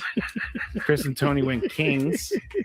How about it? One time. Tony won the bet, but he cannot help the Kings win a game. Yeah, they didn't win the game, but you did get the bet. They lost 3-2. They only lost by 1. All right, so Chris leads this week at the moment. Brandon, not nice. No wonder the scammer went to you at the bank. Not nice. Yeah, Mark. Thank you, Brandon. Chris 12-7, Tony 10-9, Scraby 9-10. Here we go. Lakers. Are we back in action again? Are they playing? Yeah, 3.5 over Charlotte. Oh yeah, we got. What are these odds makers thinking? The Lakers and Charlotte. This is a mismatch. At home, at the Forum, or not the Forum, but it's Staples. I'm still at the Forum. Sorry, Crypto. I'm still at the Forum after all these years. Yeah, this seems like a gimme. I could go Lakers. Charlotte's not very good at all. Maybe LeBron's not playing. Is his sciatica acting up? I'm just saying he played back-to-backs. Maybe this is the day he gets off. I don't know. Well, I'll still take the Lakers. I'll take the Lakers. They're not losing to Charlotte. Really huge fan of my sciatica joke that no one recognized. Yeah, because it was stupid. It was a great joke. I don't recognize any jokes about old people. As you should. Right. OKC at Houston. OKC by 4.5. Houston. This seems like a pretty good game here. Two of the best teams in the West. Tony. Rockets. Taking the points. Scraby. For a second there, I was like, Tony, the name of the team is the Thunder, bro. He's taking the Rockets. I am going to go with the Thunder. OKC, 4.5 on the road. I go Houston in a close one. We got SGA -5 points versus Durant in this game. Scraby, SGA -5. Kevin Durant, how old's he now, Tony? Is he 40 yet? He's getting close. Pushing it. Yeah, he's like 38. He's still putting up 28 every game. It's just, he's so good. Let's see. Kevin Durant age. He is 37. He'll be 38 in September. One thing I'd ask you, have you ever seen Kevin Durant at 7 foot post up? Yes. You have? Okay. I can't think of one too often. Oh, man, that would be lots of It would almost seem unfair. The question was, have I ever seen Kevin Garnett? No, Kevin Durant post up. Yeah, he'll post up. He's not a deep post guy. He just, all he needs is mid-range post. He doesn't get down in the block. He's not really on the block very often. I'm up first. You're up first. No, you're up. Okay, I'm gonna go with SGA -5. I'm gonna go with KD. KD. I think SGA has to carry them on the road. I'll take him. Tony? He's gonna get at least 15 free throws in this game. SGA. So. Wow, because he pushes off every time and they call it on the other guy. As the guy's falling on the floor, they point at him. I do feel like they're calling him a little bit tougher this year. Well, they've been heard the noise. It's too late for Indiana. Cost them the NBA title. Yeah, I'm gonna say SGA. SGA. All right, here's an interesting one. Bryce Sensabaugh. Never heard of him till last night. His over-under is 14.5 tonight. He plays for Utah. He's at Dallas. The reason I bring him up, he scored 43 off the bench last night. Flamethrower? For Utah. So what do you do with a 14.5 point spread when he's coming off a 43-point game, Tony? Wait. Over under for Sensabaugh. He has to get 14. 14.5 is his over under number tonight. He's not getting there. Under. He's not going to make it tonight. No, after under. 43, go under. Scraby? The real, what's his name? Sensabaugh? Sensabaugh. The real Sensabaugh. Never heard of him in my life. Yeah. Scraby? I think he just scored his career points last night. I'm sure. Go under. He's got to go over. Just on carryover alone. All right. South Carolina women. -3.5 at home against -3.5. Texas. Oh, okay. There you go. That's Texas is number 4 ranked. South Carolina is number 2. Scraby. South Carolina's home. I'm going to go with them. Go with USC, the other USC. I'll take Texas. They've been kind of knocking off some big teams this year. Tony? Gamecocks. Yes, sir. All right. Texans and Patriots, 40.5 points. I fell for the Fugazi last Monday. I'm going under this time. You just can't score on the Texans. Tony? Yeah, this is an under. Under. Both of these defenses. Scraby? 40.5. So that's like a 21-20 would lose you the game. Or you lose you the bet. There's got to be more points than that. I mean, the Texans just scored 30. I'm going to go over. Over. Their defense scored most of them. Rams and Bears, 48.5. That's the high water mark this week. Tony, 48.5. Rams, Baz. In the frigidity of Chicago. Under. Under again. Wow. The weather, you say. Scraby? Yeah, I scoring seems to be low in colder games, so I'm going to go under. Okay. I've watched these two defenses. I don't think either of them can stop either of them. I'll say over. Finally, the national championship game, we can talk about a little more later. Monday night, Indiana is 8.5 over the U. Wow. Scraby. Did you forget about the 49ers? Well, yes, I only did the two. We're doing our NFL he doesn't picks care later. About them. Oh, You'll get to talk about them in your pick segment. No. I just didn't want them to feel left out. Indiana minus 8.5. Yes, that sir. seems kind of crazy. That does seem crazy because I've seen Miami's defense and they're very good. I think Indiana wins, but I think Miami covers. You're going with the U. I'm going with the U also. I think people are overreacting to the 56 Indiana put up and forgetting that Oregon gave them 4 of those touchdowns. Like, here you go. So I'm going U. Tony, you're U as well. Yes, I am. All right. Take a break. Gwynn and Chris continues rolling on a Thursday for you, Friday for us. From the Tony, you care to Tony, I don't know where Tony went. Because Tony, I see the corner of his room. Oh, well, hopefully he'll be back shortly. Harbaugh. I'm not sure where he went. I might text him to see if he's okay here in a second. Hope he didn't. Yeah. Did you think he fell in the shower or something? I hope he didn't meet with foul play. You think he met with foul play in our commercial break? I don't know. I mean, he is in New York City. So. He's in New York City. It could be, you never know. All right, we'll just go forward. We're just going to go forward without Tony. I'm sure he'll rejoin us when he gets a moment. Everybody stare at that box in the top right corner because it's just the corner of his room. I'm going to look now. I'm kind of intrigued. Oh, someone says maybe he's in the bathroom. I don't know. He's been known to go there. As have all of us, frankly, but him more than most. Over under, Tony just forgot that he was doing the show. That's not nice. Yeah, so maybe that's what they're thinking. You know what just hit me, Chris? No. What if Tony went out to get like ice or something and he forgot his room key? That is something that he is more than capable of doing. Because he would never be gone this late. This long with knowing that he was on the show. No kidding, man. We took a commercial break like 5 minutes ago and he has not returned. I'm going to text him. Like, are you out in the hall trying to get into your room right now? Everything okay? Oh no. Question mark. Scaring me. No. Did you hear back from Tony yet? No, I'm thinking something. I'm thinking he locked himself out. He doesn't have his phone because it's in the room, so he's down at the front desk or something. I don't know. I'm sure there's a story in here somewhere. There's definitely got to be a story. Air. Anyway.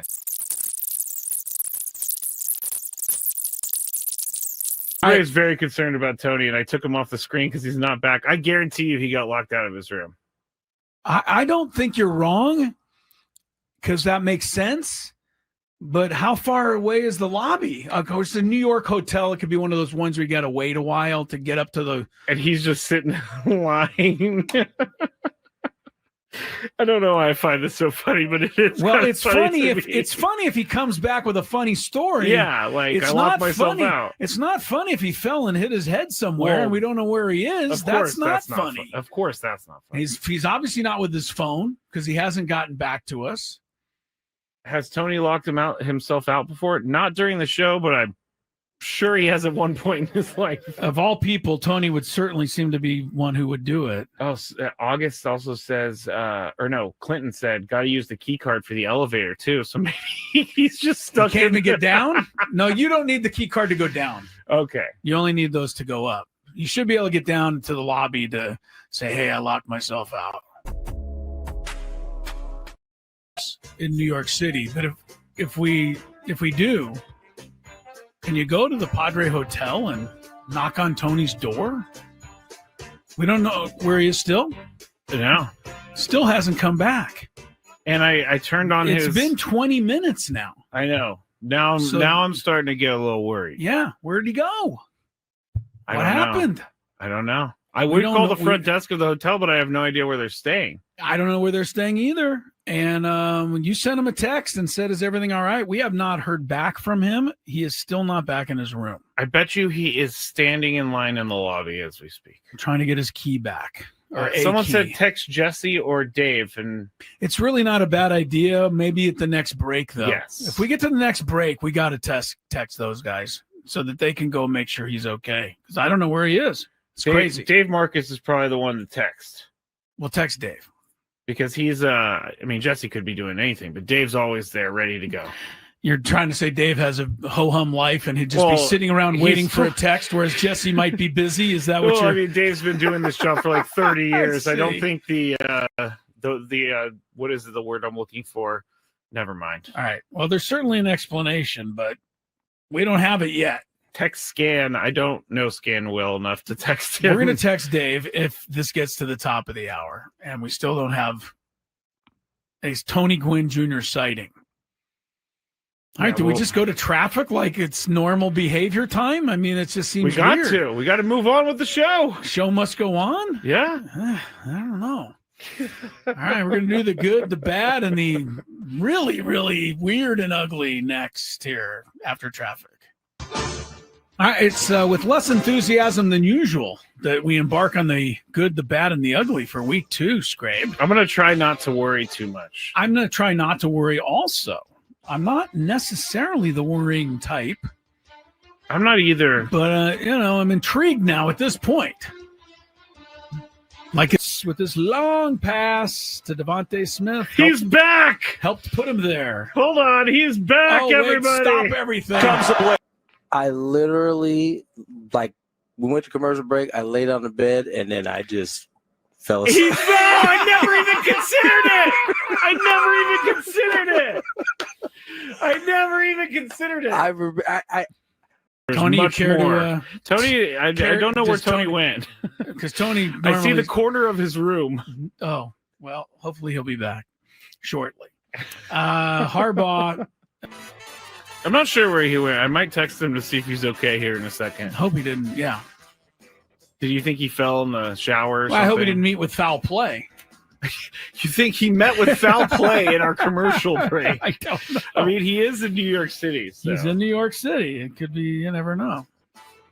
All right, we'll just go forward. We're just going to go forward without Tony. I'm sure he'll rejoin us when he gets a moment. Everybody stare at that box in the top right corner because it's just the corner of his room. I'm going to look now. I'm kind of intrigued. Oh, someone says maybe he's in the bathroom. I don't know. He's been known to go there, as have all of us, frankly, but him more than most. Over under, Tony just forgot that he was doing the show. That's not nice. Yeah, so maybe that's what they're thinking. You know what just hit me? 321. Tony Gwynn Jr., Chris Ello, Matthew Scraby.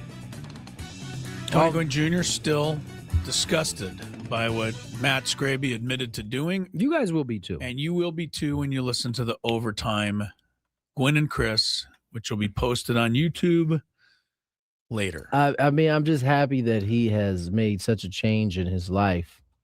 I don't think he would make that same decision here as we sit here on January 15th, 2026. No, because I'm a completely different person from that time. Boy, oh boy, man.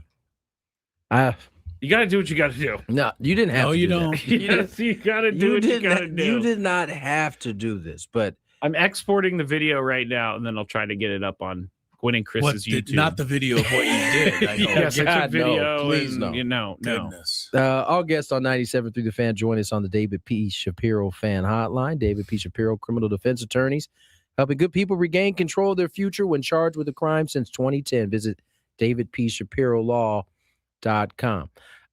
Super Bowl not far away. What's the weekend? February what? I haven't got that far yet. I don't know. I think it's in 3 weeks. 3 weeks. No. So we do divisionals this weekend, championship is next weekend. Are we doing the 2-week break still? We're in that still, right? Wait, 2 weeks? I thought it was only one week break. Sorry, 2 weeks before the Super Bowl. Sorry. Got upset. 1 week to get everybody tickets and 1 week to practice. Scraby has entered the 16 remaining possibilities for the Super Bowl. All right. And we're going to look through these real quick. At the top of like best to worst? I think it's worst to best. Okay, so that's how it goes. So the one that we would What do you think the least? The game Super that nobody Bowl. wants to see? Yes. 49ers versus anyone. Not even tired close. of those Come on. guys. I agree, but seriously though, who do you the Bears and Rams are big markets, so I'm not going to go there. I think Seattle's a top seed, so I think 49ers would be the least in the national. Probably Houston seems like the most likely in the American. You got one of the two, Just right? one, huh? And Texans is the one. Oh, so San Francisco's not it. So Houston, Bears, huh? Texans, Bears, Super Bowl. Worst game. Huh? That's the worst one predicted. I would not want to see that. Second on the worst Here you go, Chris. of the list. Patriots, 49ers. Which I don't understand why this would be a bad matchup. Just think about the match. I wouldn't want to watch that game. That game seems boring as hell. Really? Well, yes. The one thing I would say, it would match it would match the two franchises that have won the most playoff games, and they've never played each other in a Super Bowl, despite all of their successes. At 14, Broncos 49ers. You're going to another 49ers Well, thing. you know what's going to happen there is if the Broncos play the 49ers, are going to show unlimited highlights of the 55-10 debacle. Which is fine for me. Way back when. Just beat down. John Elway's lowest moment. That day. 13 on the list. Texans Seahawks. Yeah. Okay. They played already this year, by the way, on a Monday night. Oh, yeah, you're right. They did. They did. Thank you, Scrape. That's why I said it. Appreciate you saying I'm right. My goodness. Number 12 on the list, Bills Bears. As a terrible matchup. All right. This one's a rematch of the 2022 Super Bowl. Broncos Seahawks at 11. Yeah, and again, we're gonna they're gonna throw show the ball snapped over Peyton's head, and after that, I don't remember anything about that game except it stunk. It was a beat terrible, down. Absolute beat down. I do remember rest his soul, wide receiver, him getting cracked by Cam Chancellor in that game. The Denver guy who passed. Yes. Oh, Demaryius Thomas. Yeah, I don't even remember that. Yeah, I do. Yeah, I believe that was It was early. It was early in that game. It was in a recessed part of my brain until Tony just brought it back. I believe that game was the one played in New York, or it was Meadowlands, or whatever. Yeah. Number 10. We get into the top 10 now. All right, top 10 matchups. This matchup would certainly bring a lot of replays of the Seahawks not running the ball in the Super Bowl against the Patriots. Yes. New England Patriots. I've seen that 10. play 1,000 times, and it is so easy to say what they should have done, and they should have. But that was one of the greatest interceptions you have ever seen. If you watch that play over and over again, the ball was almost in the hands of the receiver. They got there at the same time. And Malcolm Butler just out-muscled the guy and took the ball. It was an incredible interception. It really was. It was interesting. He doesn't get enough credit for it. They blame it all on the call. Yeah, Marshawn and I can't remember the other gentleman's name. They have a show together, and they had a bunch of the Seahawks players in kind of talking a round table. And I think a lot of them came to the conclusion that play changed their fortune moving forward because they had won more Super Bowls. They had a mentality of a run first team, and they all said when it got down to the biggest moment of the year, you didn't do it, and it made them question everything moving forward about their philosophy. And you go back to that time, and you could see them just kind of get worse and worse from that point on. And that play is another example, by the way, of the amazing luck. I hate to say it for the GOAT, but Tom Brady was always on the right side of those things. Just always was. No, I mean, the helmet catch, no, he was not on the right side of the That's David the Tyree one catch. time he was. Fair. One time he was on the right side of the certainly the tuck rule. The tuck rule. Oh my gosh. Raider fans' heads exploding. By the way, the tuck rule happened during a game with Tom Brady commentating on it, and I was like, "Why is Tom Brady not talking about the tuck rule?" Number 9 on the list, Broncos Bears.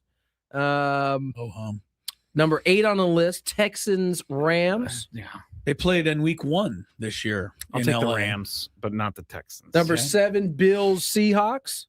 Getting a little more exciting, I guess. Broncos Rams. As number 6. Okay.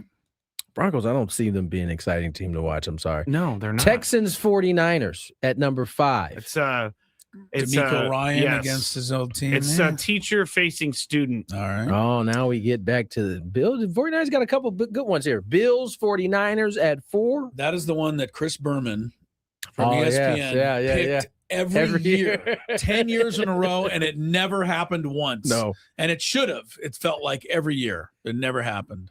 Patriots Bears at number 3. Oh, God. That's another beatdown rematch from the Super Bowl. The number 2 best game available, Bills Rams for the Super Bowl. Well, last year they played a 46-45 game or something. Oh, so yeah. that would be pretty good. And wait, let me try to think what's left over. I don't know if I can think. I don't agree with it. You don't agree with the one you picked as this is the best one? The best one. And I don't agree with it either. Okay. Let's see. Seahawks. I say Rams is going to be in it. And who's left? The Patriots? Yeah. Rams Patriots, number 1. I'm telling you, the NFL that was a terrible Super Bowl a few years ago.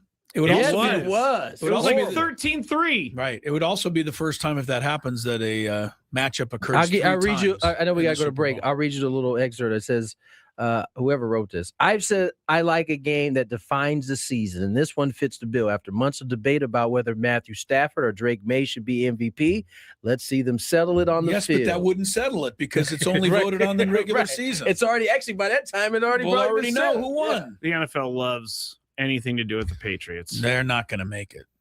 You said so yourself. Well, I did say they were one and done, and they weren't one and done. Right. So, where are we going next? We're doing sports court. Sports court. Hey. Get the wigs out. Okay. We're gonna decide some things here. I on will not Chris. be bald for the next 20 minutes. Ben and Woods on the Fan.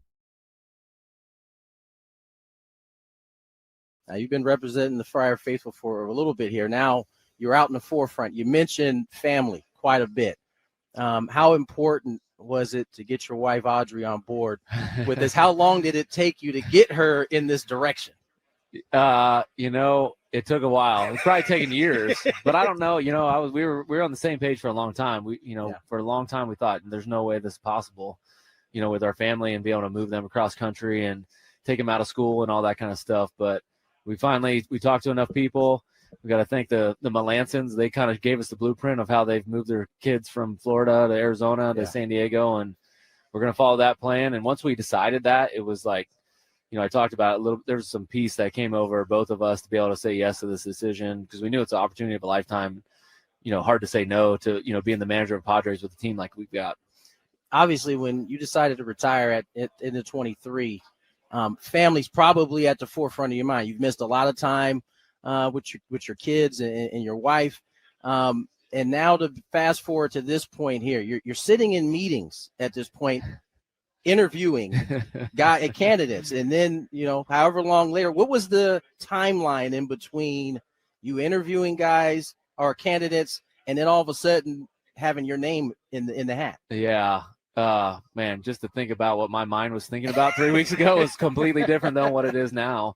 Obviously I'm part of the organization and wanted to find the best manager for the Padres. And so I was in on some Zoom calls, to start that process. And then we and I were just having conversations about who we thought were great candidates and how we ranked them. And we got done talking about it and he goes, well, I think I got you at the top of the list. And he just dropped that on you. Yeah, he just dropped that on me. And, it's a little bit of a shock, when someone, like AJ believes in you that much. And it pushed Audrey and I to actually think about this. And, is this something that we would like to pursue? If we got that much belief from the organization, we've got to make an informed decision. Yeah. And so then after that, we spent a lot of time, like I said, praying and fasting and thinking about this and how trying to map out the schedule and work it out with our family. And once we came to the conclusion we're taking everybody with us, then we felt pretty good about it. And we're able to say, if you're willing to offer the job to us, we'll say yes.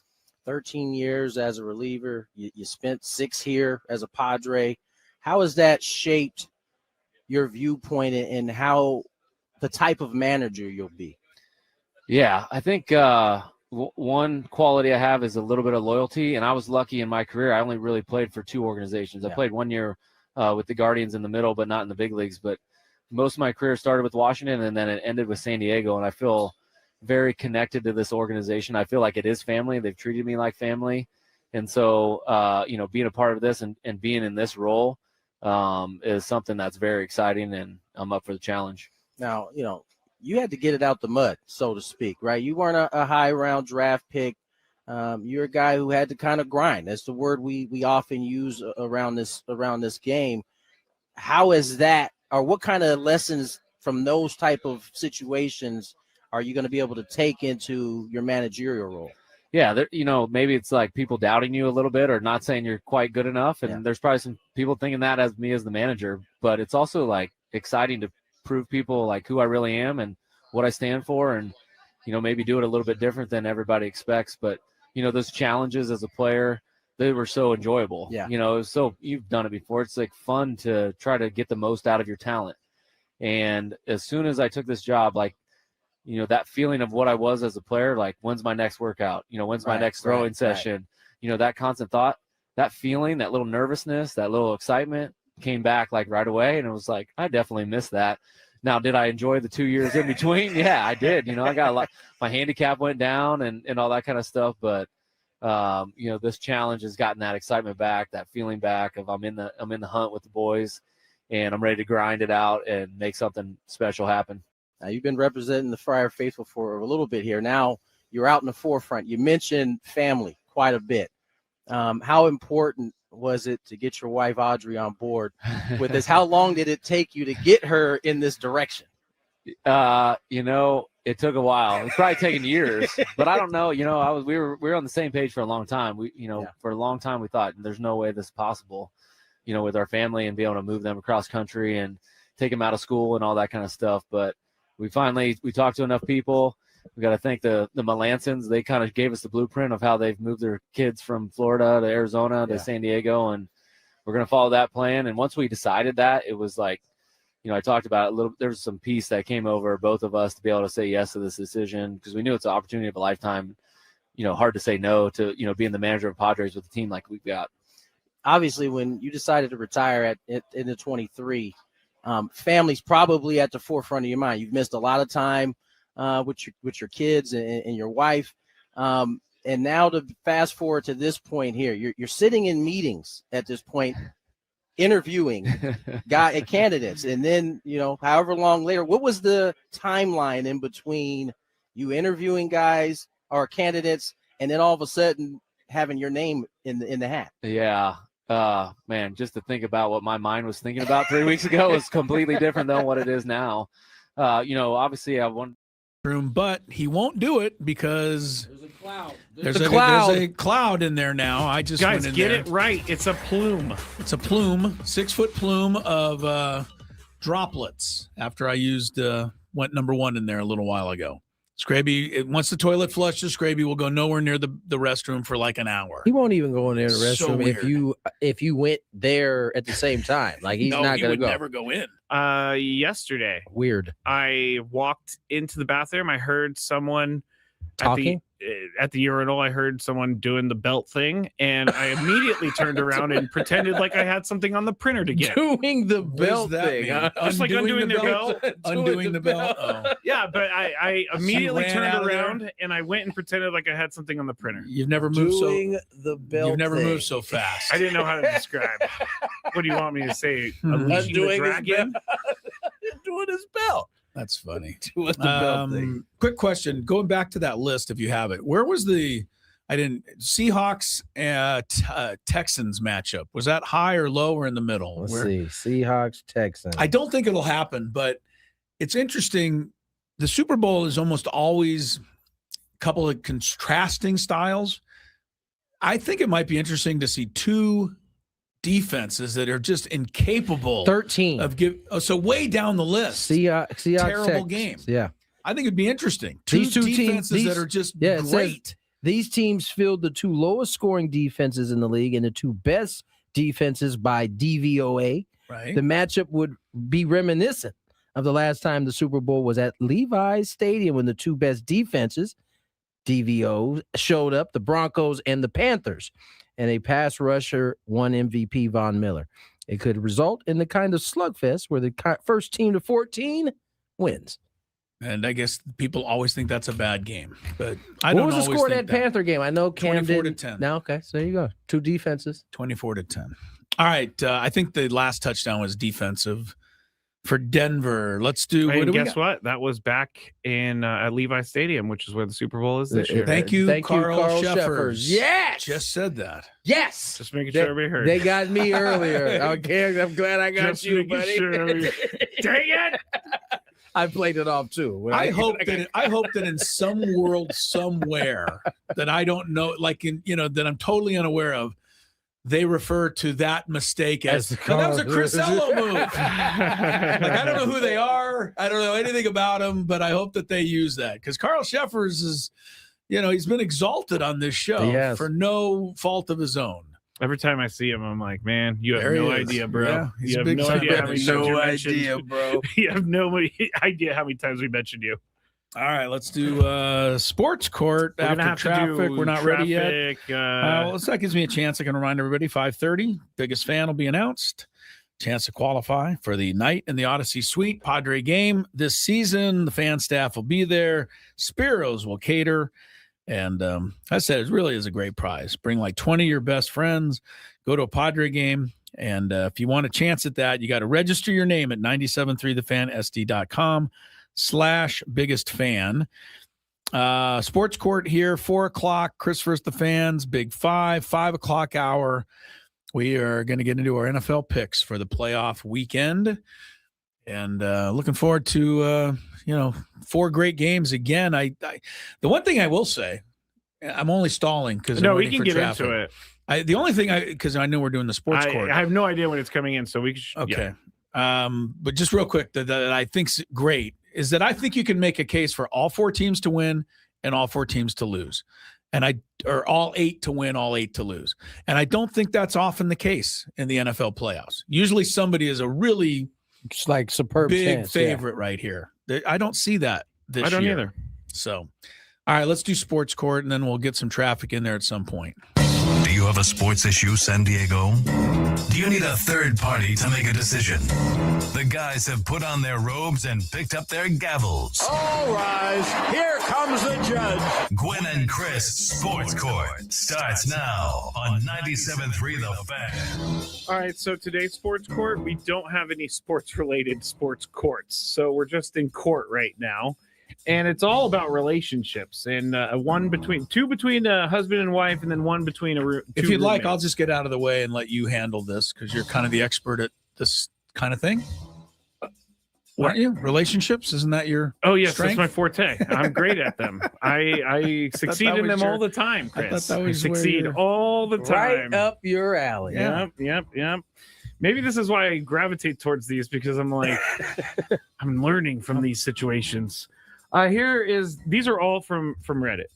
I always drive my wife and myself the 3 to 4 hours to her parents due to her traffic anxiety, which isn't a thing, and car sickness, which requires the front seat and prevents her from taking Dramamine. However, she is a highly distracting passenger, constantly gasping, grabbing the handle, and overreacting to minor traffic events, which makes it hard for me to concentrate despite my safe driving record. She claims she can't control her nervousness. On the trip there, her anxiety was constant due to heavy traffic. When I brought up her distracting behavior, she blamed my driving. For the drive home, I insisted she either sit in the back with our 11-year-old daughter or drive herself. She refused to drive and refused my suggestion of NyQuil, calling me a jerk, which is kind of jerky. Now you're trying to drug your wife. You wanted to give her NyQuil so she'd zonk out? So she would zonk. Well, maybe because of the anxiety. Okay. She reluctantly sat in the back with our daughter while her 14-year-old son sat up front. That is actually a really cool thing for the 14-year-old son. When you make mom sit in the back and you get the front seat. But she was in the back pouting and silent the entire trip. Upon arriving home, she admitted feeling car sick, but said nothing earlier to avoid making a big deal. She is still upset, accusing me of humiliating her by making her sit in the back and telling me I should be more considerate of her feelings. I'm not sure I did anything wrong. So, Tony, you're up first. Is he guilty of being a jerk? The NyQuil thing might be a little extra. Why don't you take a dose of this so you can knock yourself out? I figured he was thinking knock yourself out and maybe like it would help with the motion sickness. Yeah. I don't know. Having someone who's like that distracting in the front seat, especially as I've gotten older, is actually really distracting. And, if you're grabbing things, I'm like, oh, that is bad. Like when you barely tap the brake. Yeah, I don't know. It sounds like this is an extreme case. It does. The question is, did he do anything wrong? No. He was breathing, wasn't he? His delivery could have been better in terms of trying to get the result he was looking for. I don't know that you can deliver. I've tried every way possible. Have you ever tried to get your wife to sit in the back seat? You guys don't have kids, so it would be really awkward if you asked her to sit in the back seat. I've never gotten. He's a chauffeur. You're just an Uber driver. First of all, the nervous passenger describes my wife pretty well, oftentimes, and for no reason at all. Like if I, I've never even come close to getting in an accident, but you would think that I'm You've been in a lot moment away every time. Yeah. So we have this issue. I will say this, and fantasize is a bad word here because it seems to conjure up the wrong things. But I have thought about, as we've driven on, pulling the car over. I know she would never get out, but just myself getting out and having her drive the rest of the way. And I can't do that because I know that I would be sleeping on the couch for months. But this is really annoying, and I don't like the end of this statement, which says, she's still mad at me because quote, she didn't want to make a big deal. She's mad at him, accusing her of humiliating her. But what about what you were doing while I was driving? That needs to be entered into this. That's dangerous. Yes. One of my questions. I don't think this is a guys picking on women thing. This is just a thing that's not right. And if I ever, could you imagine sitting there when your wife's driving? Whoa! Get in that lane. No. There's a parking spot. Right here. We would not do any of those things. So why do you ladies do this? Here's my question. Hey, let me say, I have attempted to pull the car over. The younger version of myself. You tried to pull the car over. I can't do this. No. You got to drive. Whoa. Okay. You got to drive. I can't do this. And I drove. I've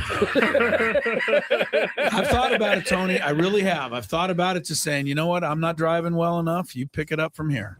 But I've never gone there. I'm in agreement with this guy. Yeah, I think he did not do anything wrong. I don't think he did anything wrong. My question is, if you're married to her, you knew this was a thing. You don't think it's impossible for it to be every ride. When you meet the woman at the bar her, and you're talking with her, she doesn't say, by the way, when you drive, I'm going to freak out. I'm assuming they've dated for at least a year or something, and then by then.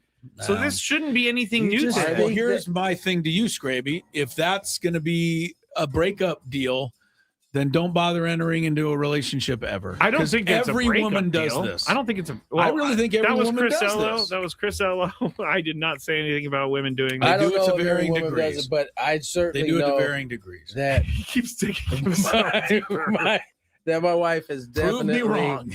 been like, or like hit her a fake brake over there on the side. And I'm thinking to myself, you get a lot closer on your brake than I do. I try to keep a car length. But whatever. Yeah, no. It's all right, let's get off this before we get in more trouble. Let's go to traffic, and then we got two more. From the 855 Get Ross Traffic Center, protecting San Diego after accidents or injury. Here's Kelly Danick.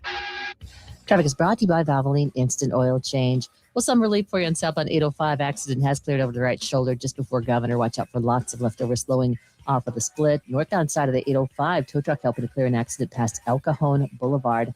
Also, keep in mind, got this large sinkhole that's got some traffic control in place. Southbound lanes of Marina Boulevard between West Marina Boulevard and Napa Street. South 5 coastline just before the 76 collision over to the right shoulder. New year, new goals. Start with your car at Valvoline Instant Oil Change. A fast oil change and essential maintenance checks help keep you moving into the new year. Check it off your list. Visit SoCalOilChange.com. Valvoline Instant Oil Change. Ready when you are. I'm Kelly Danick with Gwynn Chris, San Diego's #1 sports station, 97.3 The Fan. All right, we'll get back into it here, and we're going to do it with this one. And Chris, you're up first. I love the Mission Impossible movies, and the final one was released on digital download. This was a little bit ago.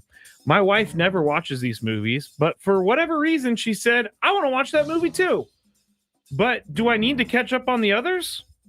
I immediately thought, does she mean she needs to watch like 7 other movies before I get to watch my movie? I think dinosaurs might roam the earth again before she finishes those 7 movies. So I told her my deal, and she thinks it would be fun to watch together and make it a thing. All I want to do is just watch the movie.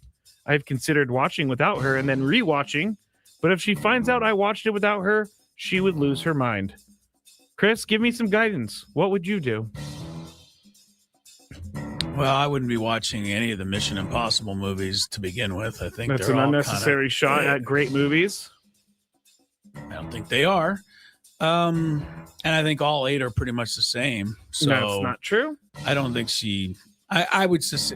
She wants to watch the other 7 And before he gets to watch his final movie of the series. Yeah.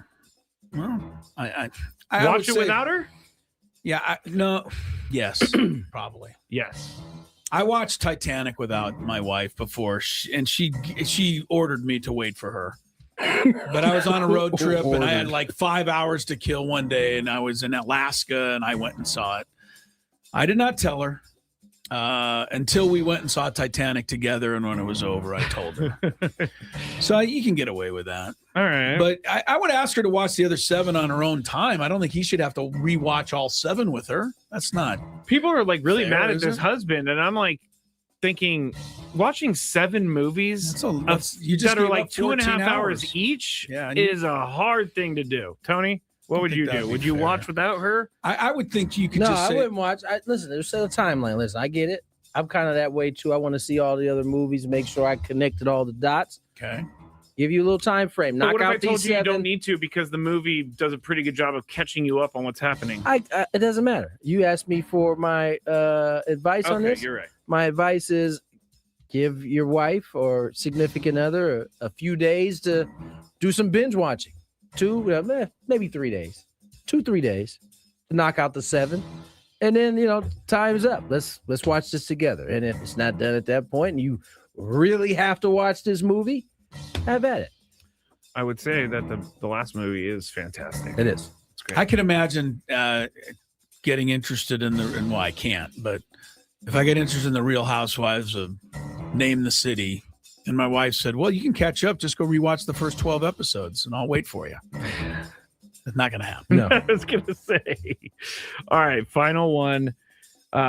This is a roommate talking about his roommate. I've been living with one of my good friends as a roommate for about a year now. I lost my job about 4 months ago, and since he was in a good position, he took away half my rent owed, but he asked if I could basically be the custodian of the house, do the dishes, clean, fix things, all of that.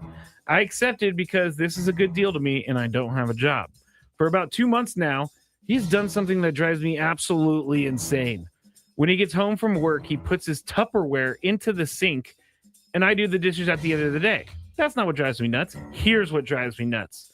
He leaves trash inside his Tupperware. If he has a paper towel, it's in there. If he has a protein bar, the wrapper's in there. If he has a paper towel and a protein bar, they're both in there. It usually ends with me digging through the trash in the Tupperware after it's been sitting in warm, leftover food for hours. So, Tony, my question, since he is helping me out by giving me a rent break, can I ask him to throw this away, or should I just stay quiet and do it?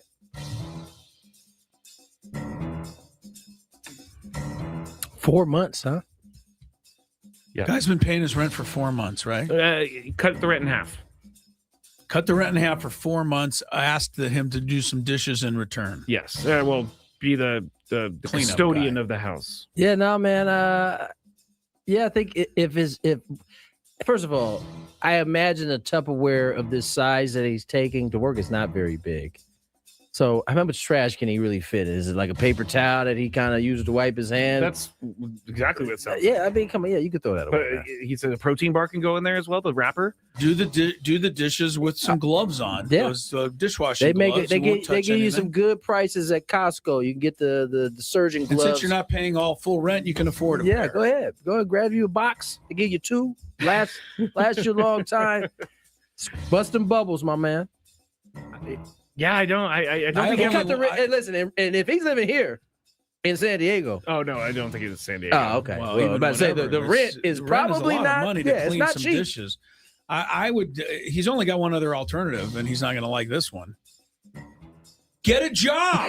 Oh, been sitting there for 4 months doing dishes. Yeah, I don't know. Get a job so you don't have to be in this position. I don't know, but he was let go he was laid off. Well, 4 months. Let's go. Get on out there, man. Back to it. It's not that easy. Okay, fine. Well, don't get on Reddit putting this on there. Go ahead. Well, he has a lot of time. Tony. Bust them suds, brother. Yeah, he's bust washing. the suds. Oh man, you want to hear another weird thing about me? Wet trash. Yeah, it's disgusting. Is gross. I yelled at my kids one day for that. They, like, for a week straight, they consistently were throwing I don't think they were like paying attention. It was like paper towels. Like, this is disgusting.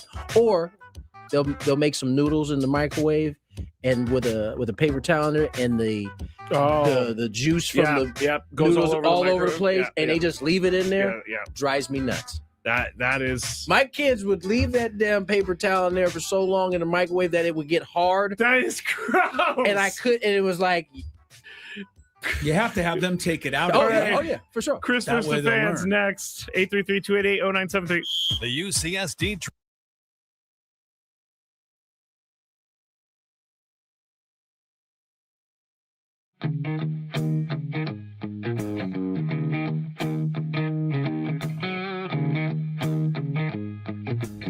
There's a Roadrunner. Meet me. He doesn't like me.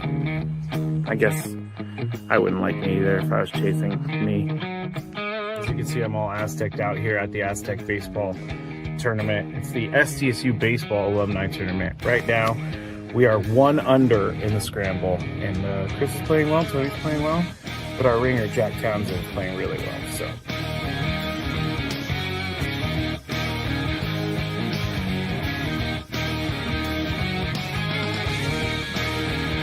Chris says I can't play golf, but this is the second birdie putt he's made for us. This time it was like 20 feet.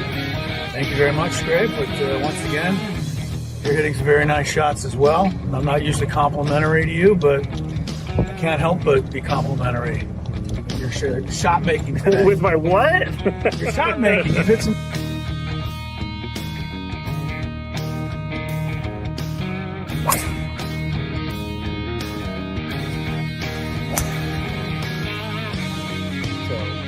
We are just around league 10 now, and it's getting really windy. It's actually kind of cold. I'm not gonna lie, I know we're in San Diego, but we're 3 under as a group. We just got off the birdie, and I just hit my defense.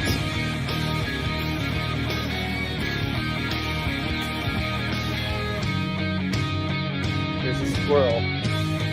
He wants to attack me. Squirrely!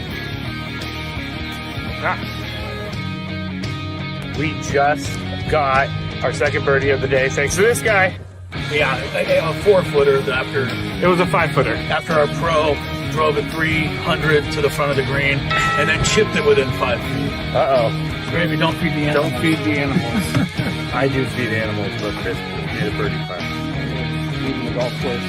And we ended up shooting 63 once everything was accounted for, since it was a scramble and we had an SDSU golf player, Jack Townsend.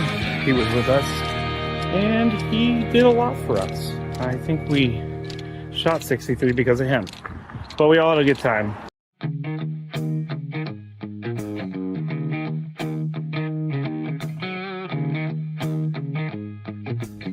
There's a Roadrunner. Meet me. He doesn't like me. I guess I wouldn't like me either if I was chasing me. As you can see, I'm all Aztec'd out here at the Aztec Baseball Tournament. It's the SDSU Baseball Alumni Tournament. Right now, we are 1 under in the scramble. And Chris is playing well, Tony's playing well. But our ringer, Jack Townsend, is playing really well.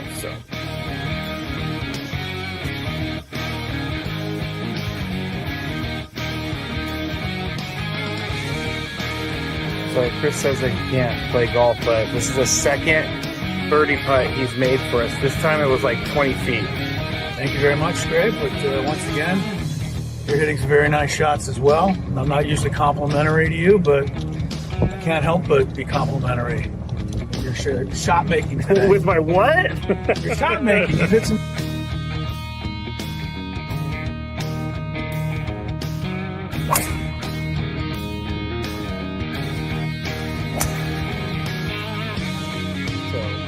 We are just around league 10 now, and it's getting really windy. It's actually kind of cold. I'm not gonna lie, I know we're in San Diego, but we're 3 under as a group. We just got off the birdie, and I just hit my defense.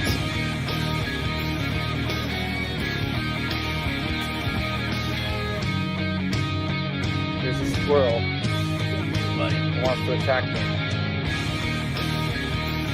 Squirrely! We just got our second birdie of the day thanks to this guy. Yeah, a 4-footer after. It was a 5-footer. After our pro drove it 300 to the front of the green and then chipped it within 5 feet. Gravy, don't feed the animals. Don't feed the animals. I do feed animals, but Chris made a birdie putt.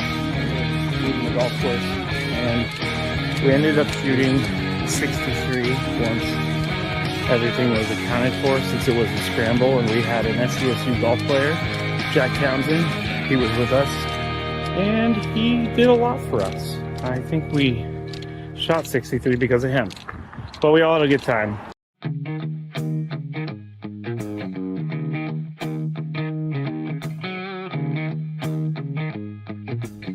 There's Roadrunner. Meet me. He doesn't like me.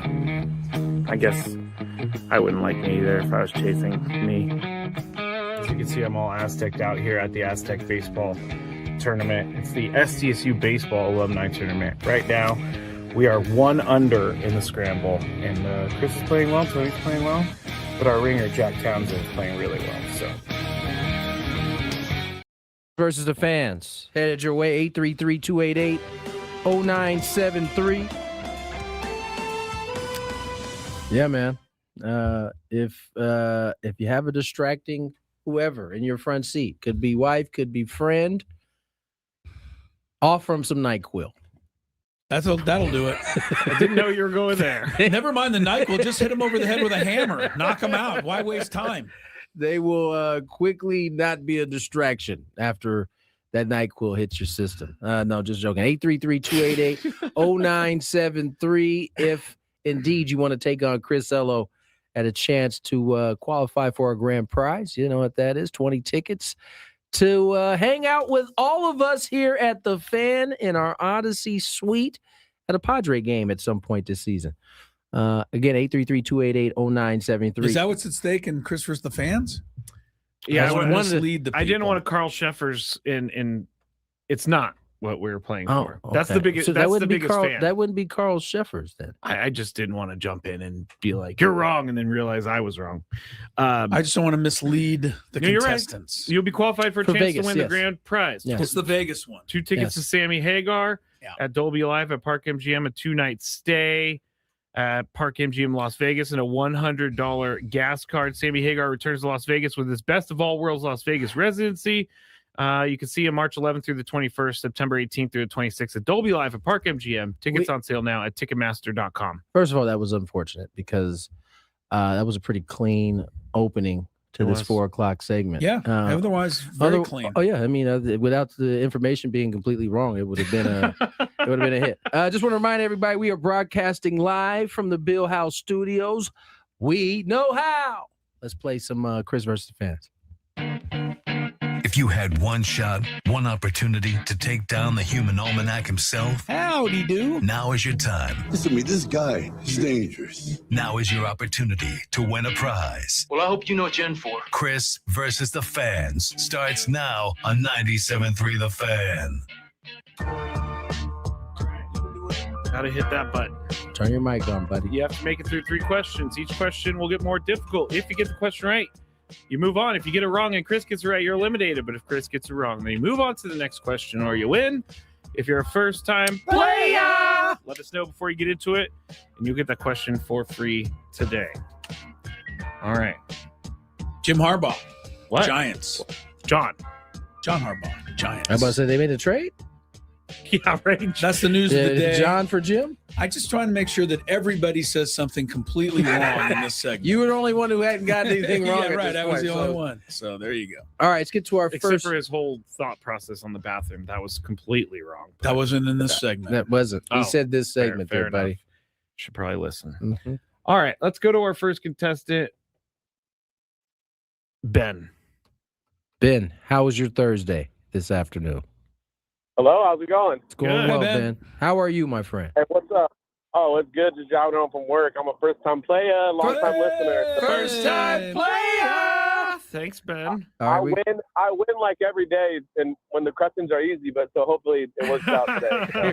Here we go. Question. Can be a little more stressful when you're actually in the seat. Question number 2. Here we go.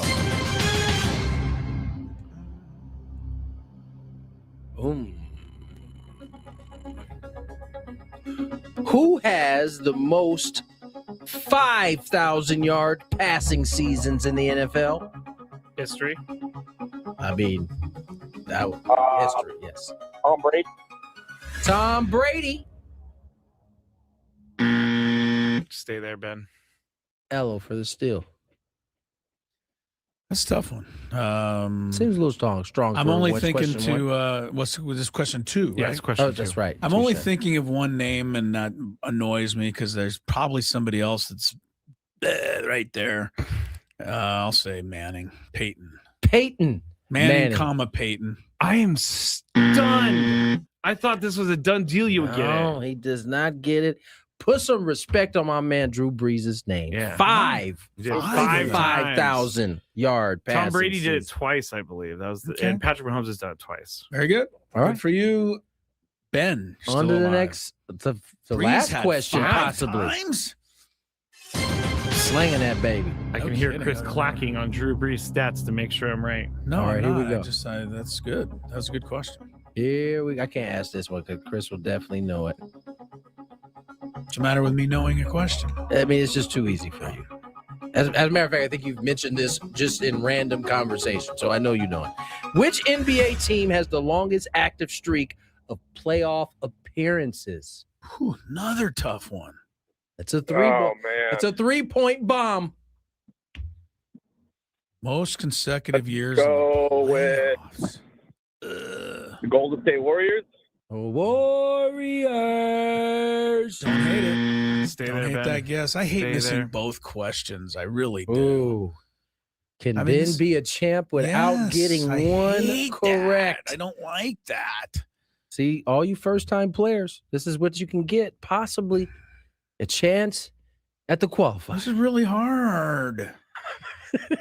Why are you crying? Why are you whining? I've been in the playoffs I have a guess, but I'm not ready to guess it. I want to see. I want to look at all the teams. I'm just looking at the names. Wait. Hold on. What? I'm looking at the names of the teams in the NBA, so I don't overshoot somebody here. I think that's fair. You can look at the names. I think we need an answer. Celtics.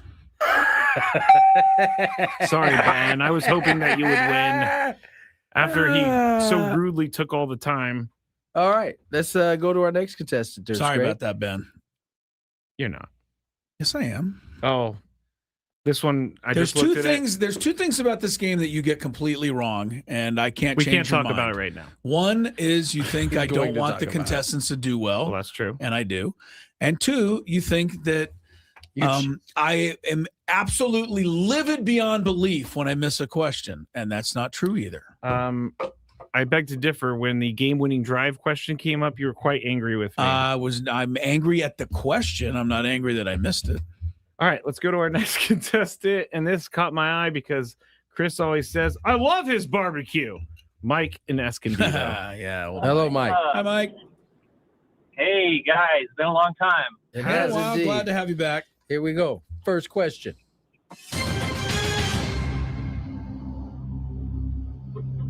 What team does newly signed Alex Bregman play for? I hadn't heard that news. Oh, no. No. Well, no for you, yeah. Well, I've got 30 choices. Definitely not the Padres. Yep, you would have heard that. You would have heard, yeah. You're down to 29. And can you read that question one more time? Sure. So I know it's not the Red Sox. What team did Alex Bregman just sign with? And I'll tell you, it's not the Red Sox. Now you're down to 28. 28. Yeah, it's just going to be a guess. Giants. G-Men. That would have sucked. Yeah. They already got it. Stay there, Mike. Stay there. I actually had to think of this a little because it's too new, but I'm pretty sure he went to the Cubs. Sorry, Mike in Escondido. Still love your barbecue, man. It's not actually. I the know funny it's part not is this is not actually his barbecue, but we keep saying we that. say it every time. All right, you know what? John from Temecula is on the line. Come on down, John. Hey, fellas, how's it going? It's going well, my friend. Pretty good. Here we go. So, wet trash is disgusting, and my mom was that female passenger when I was learning how to drive. That scared me to death when I was a teenager. That's a tough young man drive right there for sure. That is. All right, here we go. First question. Yep. Oh, man. All right.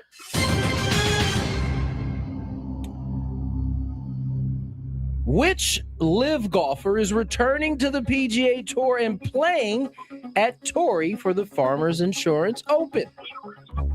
Brooks Koepka. I think John's actually a golf coach, or was a golf coach. Everybody loves themselves some Koepka, except for the Commercial Scrappy. Koepka. Haven't I said over the last it doesn't matter what you said. You've said for a long time you did. You said you hated him so long that it carried over. That was before live golf happened. It just carried over. Here we go, John. Question number 2. Which quarterback threw for the most yards during last week's wild card round? Oh, boy. 6 games, 12 quarterbacks. Yeah. Let's go Matthew Stafford. Stafford. He was slinging it, but it wasn't Stafford. Devontae Adams shouldn't have dropped that last pass. That's a good question, Scrape. How about Caleb Williams? Caleb from the Bears. Yes. Sorry, John. I'm sorry. Thank you for playing, John. Thank you again for coming in last week. I saw a stat that was pretty incredible the other day. Not about him, but the Bears this year won 7 games that they were losing at the 2-minute warning. I saw that. That's absurd. Crazy. Not tied, losing the game with 2 minutes left. That is absurd. They won 7. That's why they got a kind of a special young quarterback. That's why they're still alive. Yeah. Tony's going to rub it in our faces once Caleb Williams is like MVP because both Chris and I said we were slow to come around. We're slow to come around. Who's our next contestant? Our next contestant is Wyatt. Hello, Wyatt. How are you? Doing good. How you guys doing? Pretty good. Fantastic. Pretty good. Here we go. First question. Who won this year's Heisman Trophy? Yeah, too recent. This year's Heisman Trophy was Fernando Mendoza. Indeed, it was. I was shuffling through my mind. I had not come up with the answer yet when he said it. Question number 2. I won't make fun of Chris because I am terrible at remembering things that are too recent. Yeah. Me too. Will Myers played for the Padres, and he played for 2 other teams. Name those teams. Is that the Reds and the Rays? You are correct, Wyatt.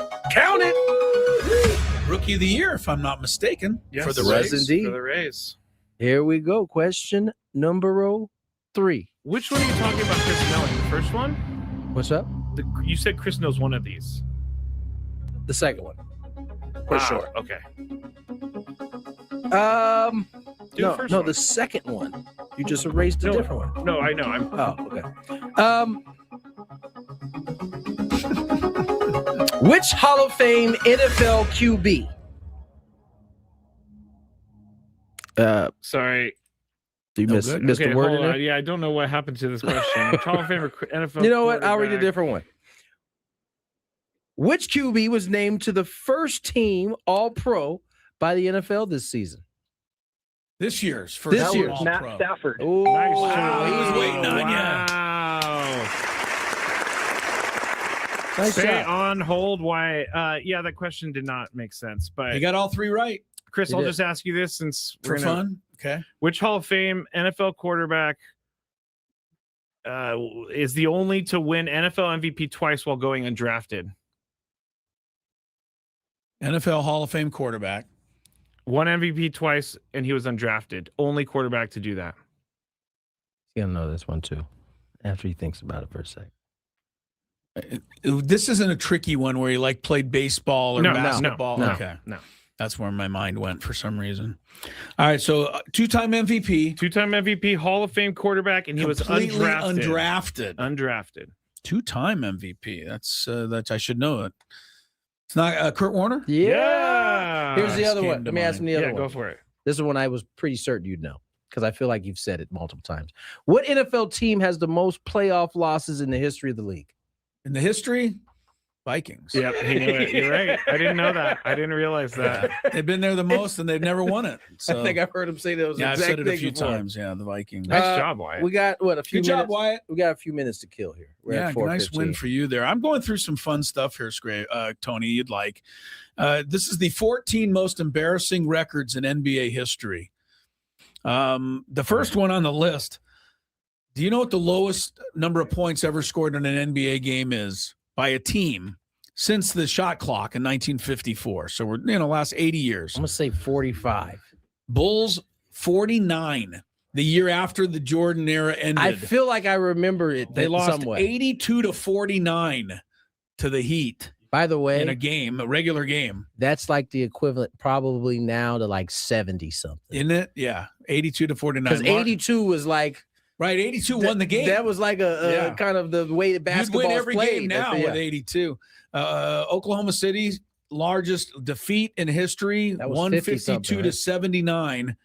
They lost by 73 points to the Grizzlies in 2021. Let me see if there's another good one. How times have changed for the Grizzlies. Yeah, not much. Oh, no, that the Grizzlies won that game. Let's see. Most missed field goals in NBA history. That's easy. That's LeBron. He's just taking the most. So that's overtime. How about most field goals missed in a game? Well, we'll see if that's on here. Most free throws missed in a game. Andre Drummond once missed 23 free throws in one game. Wow. That's a tough night. Let's see. LeBron is in here again for another. Most turnovers in a game by a single player is a Hall of Fame player, believe it or not. Jason Kidd, 14 turnovers in one game. Man. Worst single game shooting performance ever. Let's see, we got Tim Hardaway.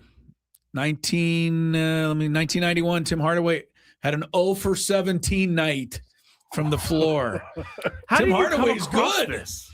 What? How did you come across this? I don't know. Just some of these things I look at during the the rigors of the day here.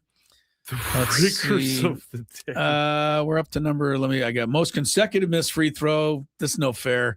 It's just San Diego guy. No, Chris Dudley up here at Torrey Pine. He was a bad free throw shooter. Missed 13 in a row one time. I remember from Chris Dudley. I remember one time Shaq dunked on him and then pushed him off of him. Yeah. And Dudley got up. It took the ball and just fired it at his head. Did Shaq feel it? He didn't miss. He missed him, but it didn't get ugly. So this one, I bet you, Tony. 41 technical fouls, the most in one season. Rasheed Wallace. And most missed 3-pointers in one game. He's active. Shot 1 for 17 in 2019. Think of a guy who hoists a lot of them, Tony. The Beard. Oh, James. James went 1 for 17 on the threes one night. All right. I think we've reached that our was point. Just a killing moment. Thank you for killing that time. You're We welcome. needed it. Let's get to break. More Gwynn and Chris on the other side. Here's some traffic. From the 855 Get Ross Traffic Center, protecting.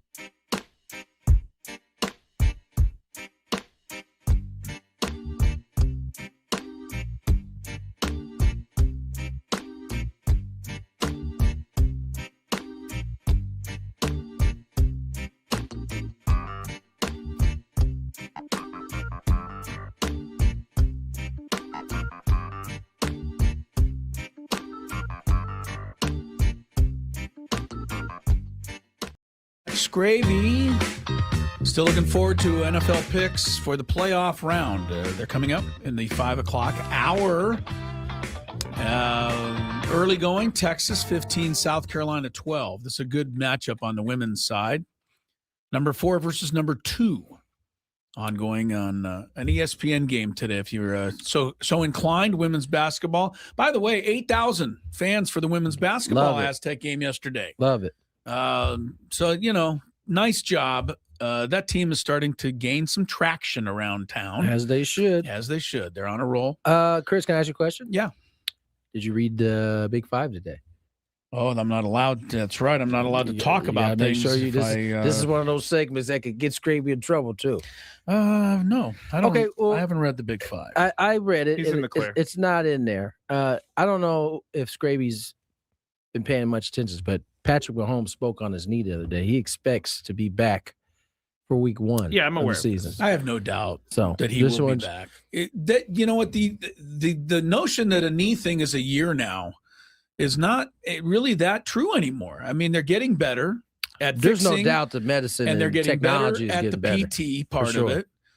So this doesn't surprise me. Patrick Mahomes also basically, did he win the Super Bowl that year? He broke his knee or in the Bengal game, or you know what I mean, before the Bengal game. I believe I think that they was won before. it that year. Or let me look. When he dislocated his knee, dislocated his knee in the first playoff. No, I think game. they lost that year. Because part of the reason he dislocated his knee was because their offensive line was. Yeah, I don't know. I don't remember if he ended That up. was I know he got to the Super 2019. Bowl 2019. He dislocated his knee. Did they win against? I think it was Jacksonville game. Let me see. And then did they win it that year or 2019 lose Super it? Bowl. I don't remember. I see. No, that was a Patriots-Rams Super Bowl. I see that. Okay, wait a minute. No, that's wrong then. What's Because he this, went to the Super 2019? Bowl like 6 years in a row. No, No, he hurt his knee after that. I'm almost sure of it. I'm not The trying article I'm looking at right here says his dislocated kneecap. It's October 18th, 2019. No, October 18th is not a playoff game. So I'm talking about the time he hurt his knee badly in a playoff game, came back in the second half, So maybe it won wasn't the the game, dislocated and one. then won the championship the next week and Wasn't got it to an the ankle? Super Bowl. Maybe it was It an was a ankle. high ankle. It was I an think. ankle. It was Okay, high whatever ankle. it was, he Alright. couldn't walk. No, it was featured in that show Quarterback, right? You're right. So it what was the year was ankle. that? It was the ankle. Didn't Maybe they lose that 22, 23. Did they win the Super Bowl the year he hurt his ankle? I should have said ankle. I think they did. You know what? The Because question he, before he the looked court. the whole because they got the 2 weeks or they got the week off, I think they and did. he actually looked pretty well. I think they did win that. I think they won. Super I Bowl. think they beat who else? But your boy club. is your boy in the Big Five, Rory? He is now. Oh, you needed a number 1. That's what it was. I meant to put it in there, but Rory See, has that wasn't in spoken. there. So if I were to speak on that, That's fair. you wouldn't Fair be game. a I good also fit. now Fair know game. why he likes Rory so much because he gives Rory gives him so much ammunition with all the dumb stuff he says. Yeah, Rory. Rory was on one today. What? He's not very happy. I shouldn't say he's not happy. He just says that he's kind of taking a shot at Liv. He said they're not signing anybody that's moving the needle. He's not wrong. I mean, Dustin Johnson was once a dude. He was that- already Dustin there, Johnson though. just got re-signed. He was already there. I mean, that's he re-signed. Does I don't think he everybody meant who's that. in the live Okay. sign like a contract Yes. to be in it? Oh, They have to. so you don't win it. So do we winning know the doesn't terms matter. of You don't those, make any or more are they money? like how long? Are I they? don't know Is the it different terms for of them. everybody? It's different for everybody, but they also have lots. I've read that they have lots and lots of rules about what you can and cannot do with the PGA Tour and sponsors and things like that. All right. make money. This is your time. I got to Take us introduce you to my wife's friend Becky Scrabe Why? because she and her Why? her fiance Doug, two of the best people I know, by the way, Okay. have 2 dogs. All right. Rory Oh, you told and us this. Mackie. Yes, I love it. Because they love Rory McIlroy in Oh, that wow. household. Yeah. I wouldn't go that far, but I love it. They love him that much that both dogs are named after him. They know what they're talking about. Yeah, sure. All right. Big 5. Yep. Ben and Woods.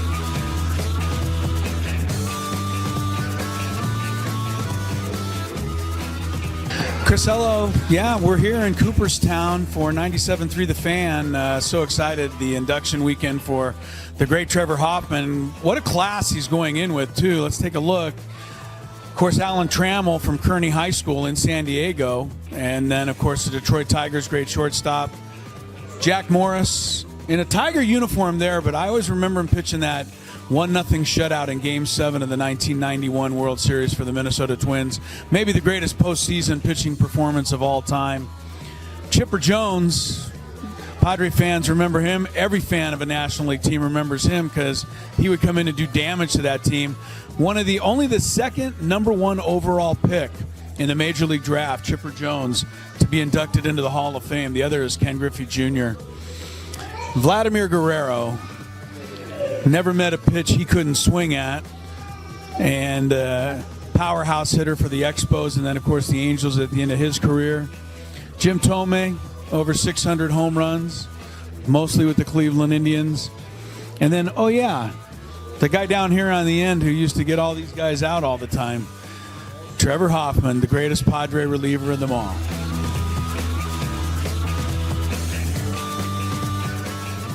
Two of the greatest outfielders in the history of baseball. Of course, you've got Babe Ruth right here.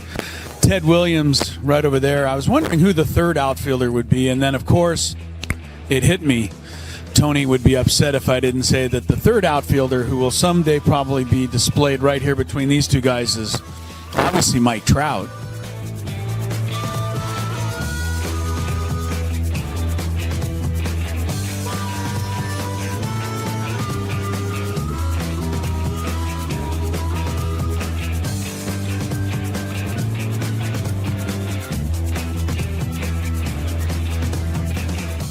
And this is the San Diego Padres locker room here in Cooperstown. Obviously, a couple of jerseys there and hats, gloves, all-star stuff. I think the most interesting thing in this entire display, though, especially this weekend, is a picture in the top corner of Angus Young. He's the guitarist for AC/DC, wearing a Trevor Hoffman uniform, obviously playing Hell's Bells. I know that Trevor went to many AC/DC concerts and was honored by sitting in the front row to watch AC/DC play Hell's Bells in his honor. But there's a picture of Angus Young playing Hell's Bells for Trevor Hoffman, wearing the 51 jersey right there.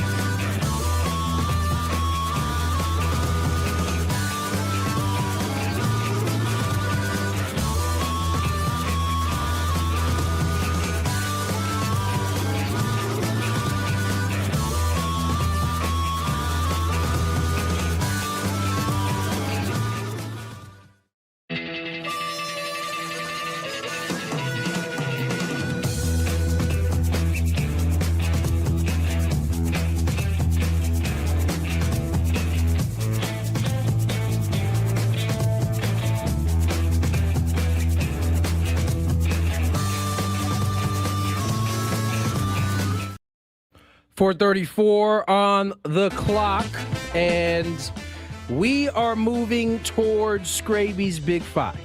Now, he hadn't had the Big Five set until I gave him his fifth or his first, depending on how he wants to use it. Scraby, are these going to be any good today? Is really the question. It's a slow news day. Slow news day. So that means no. That means I scoured the internet for some Big Five topics. All guests on 97.3 The Fan join us on the David P. Shapiro Fan Hotline. David P. Shapiro, criminal defense attorneys, helping good people regain control of their future when charged with a crime since 2010. Visit davidpshapirolaw.com. All right, well, shall we check some traffic? It's not ready yet. It's not ready yet. So we'll check some traffic at some point during this Big Five, but at this point, we'll give the reins to Mr. Matthew Scraby in the Big Five. It's that time of the show when we check on the latest in sports. Only the most important topics and questions are brought to light. Stop what you're doing and listen. These news stories will astound and amaze you. The one, the only Oh my God, who the hell cares? The Big Five starts now on 97.3 The Fan. All guests on 97.3 The Fan join us on the David P. Shapiro Fan Hotline. David P. Shapiro, criminal defense attorneys helping good people regain control of their future when charged with a crime since 2010. Visit davidpshapirolaw.com. Number 5. All right, we're going to start with this. Detroit Tiger fan sites are really fixated on the Tigers trading Tarik Skubal to the Padres. Seems like every single day they have some sort of mock trade to get Tarik Skubal It's not some to sort San of Diego. mock trade. The trade always includes Fernando. Well, no. Oh, no. they have one that doesn't Now they've moved off of Fernando because they realize it's not going to happen. Okay. I actually think this mock trade is possibly doable. So, and it does mean it's possibly doable because it doesn't involve Fernando. Here's the trade. Padres send Nick Pivetta, Ramon Laureano, Cruz Schoolcraft, which is the number 2 prospect in the Padres system, and Miguel Mendez, number 5 prospect, just for Tarik Skubal. Would you, Tony, would you do that?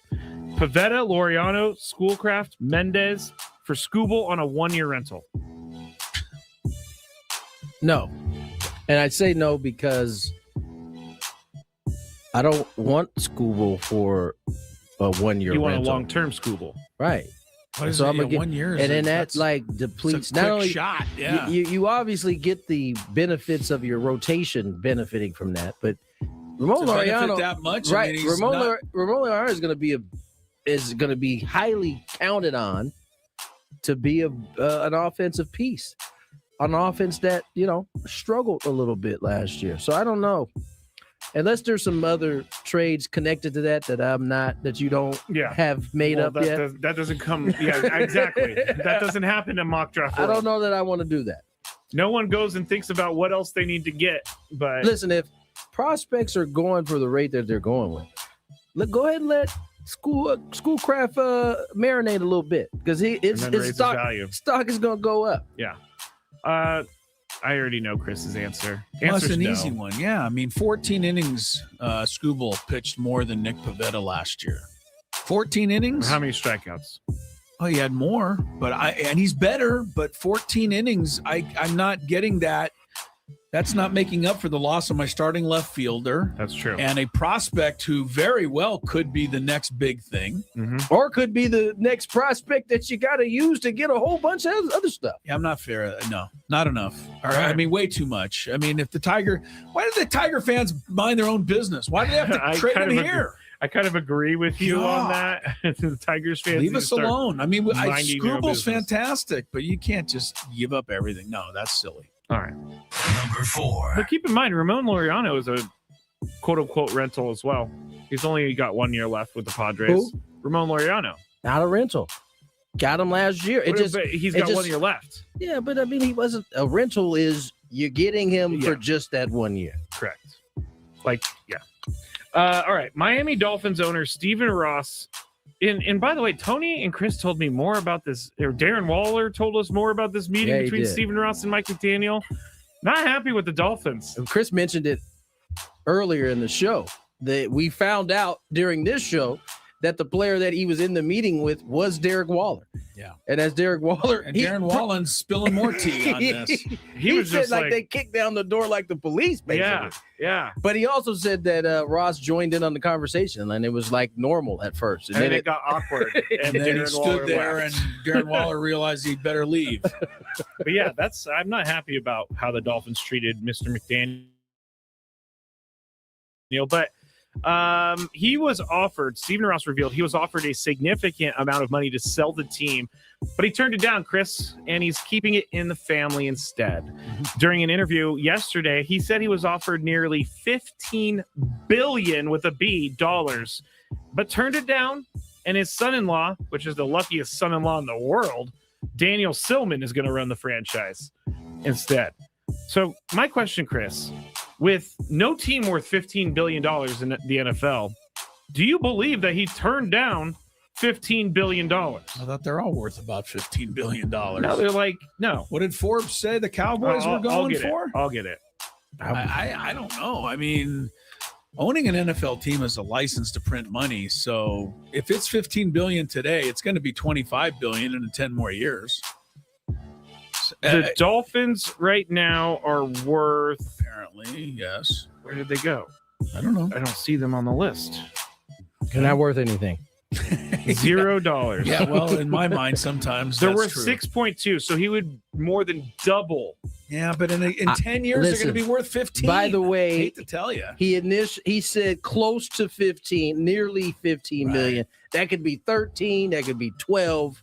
When you he round says it up, close to 15, I'm thinking 14.5. No. Who's offer? I mean, I guess they exactly. could offer 14.5. Who? Let me write this. Who is the last NFL team to change ownership? Am I missing something off? Panthers. The Broncos. Oh, Broncos, yes. Okay, but that's because originally that only happened because Pat Bowlen died. Yes. Right. So eventually they went through a couple things, and now they're at a new ownership. So probably Carolina, because they forced him to trade it, to give up his team, didn't he?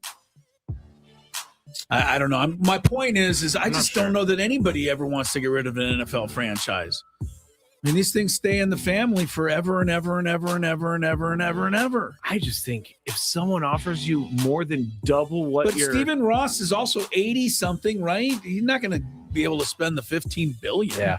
Might as well keep it in Commanders. the family. Commanders got 2023. Yeah. Thank you. But I'm just saying, this doesn't happen often. It doesn't happen often, and there's a reason for it, because this is just this is a gold mine, these NFL teams. Cowboys, $10.3 billion, according to what I'm looking at. Yeah.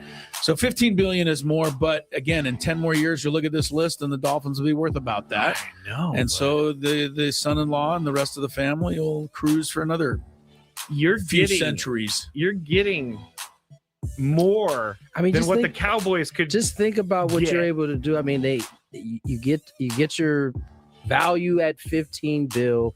You can then finance whatever you want against that 15. It's a never-ending thing. You can borrow against your value of your team. Mark Davis is now an owner, right? I mean, this is just on down the line. Mara in New York. I mean, that was Wellington Mara from the 30s. I mean, McCaskey, the Bears, the original family. ownerships. Yeah. I mean, come on, these teams don't change. Same with New Orleans. Same with New Orleans, right? They got the same. Oh yeah, same fam doing that one. Gail Benson. Yes, Gail Benson. Yeah, it's DeBartolo, York. Yeah, San Francisco, back. Glazer, Tampa Bay. Just keeps going forever. Anyway, off you go. Number 3. Aaron Rodgers came to Pittsburgh largely to play for Mike Tomlin, who is now gone.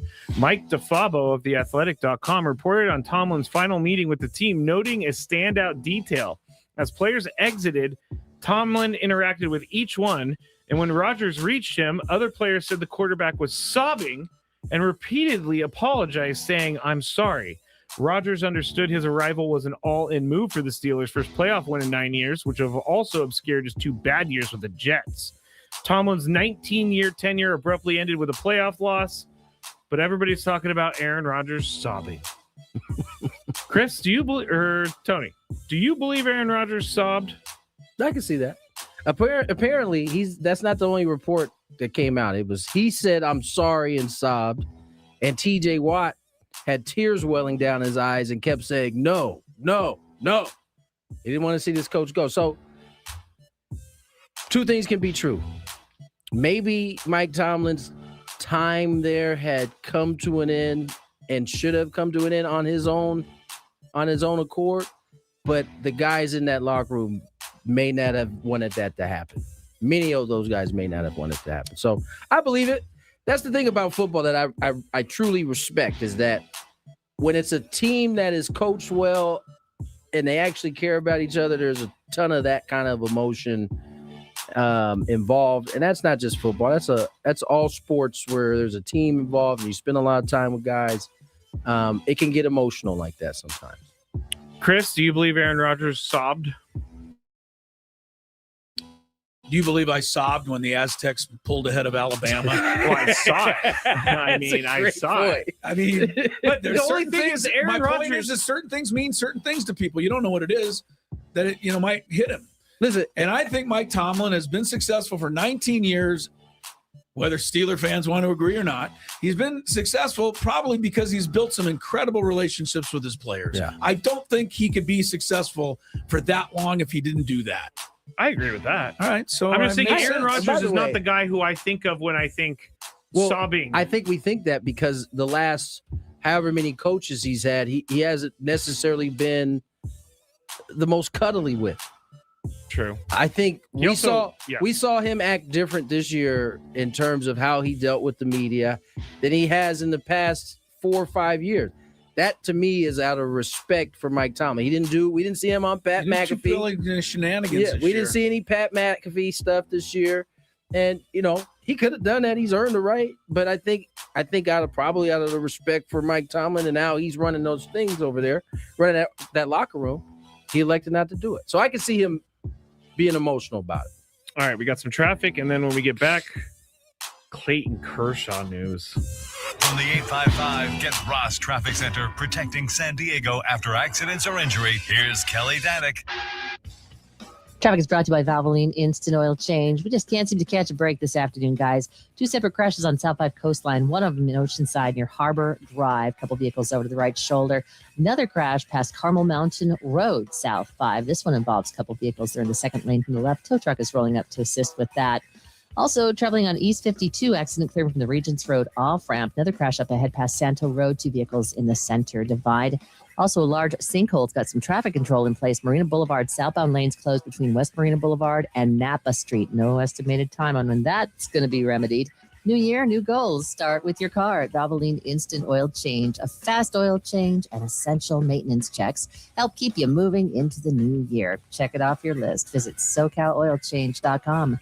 Valvoline Instant Oil Change. Ready when you are. I'm Kelly Danick with Gwynn Chris, San Diego's #1 sports station, 97.3 The Fan. Number 2. All right, Clayton Kershaw retired, right? Actually, he might not have thrown his last pitch after all. Major League Baseball He's retired for Major League Baseball.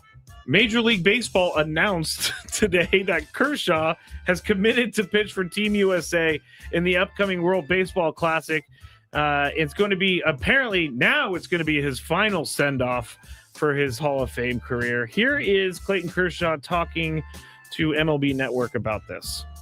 No, that's really cool, Clayton. And you're right. I mean, you're retired. That's what the first thing that came to mind for me is you can throw as much as you want to throw. So that's pretty cool.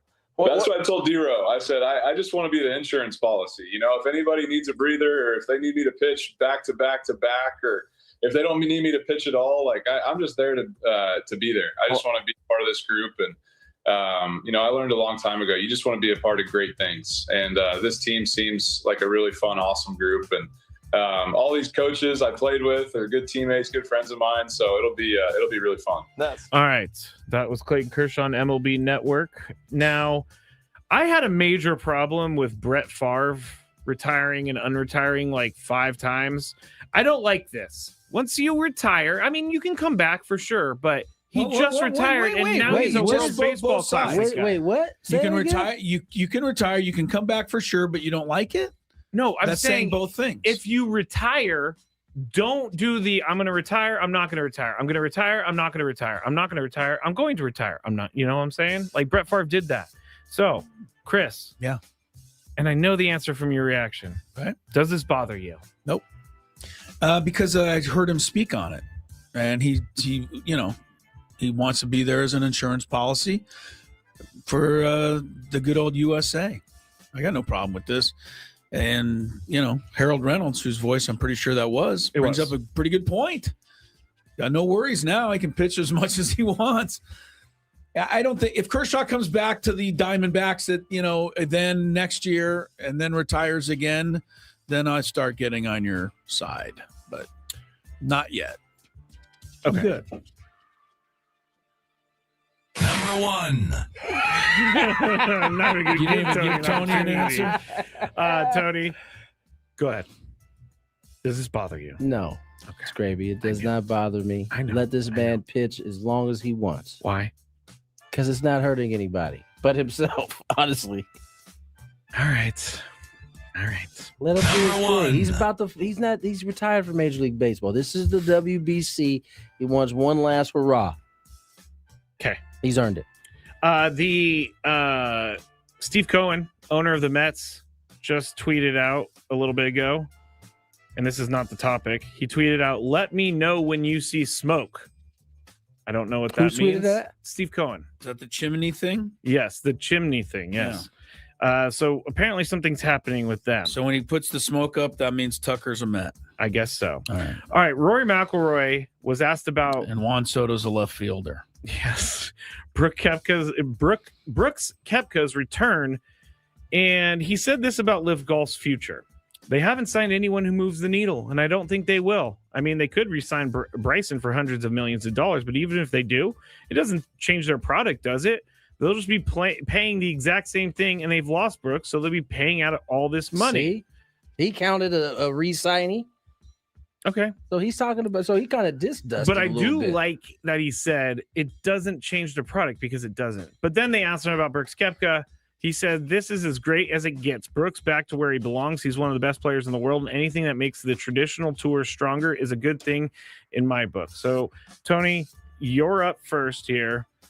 Is there any substance to Live Golf? Rory McIlroy is saying that Live Golf has a bleak future. I don't disagree with him. The money grabbers are there. They're staying. Yes. And I don't know that any of them move the needle.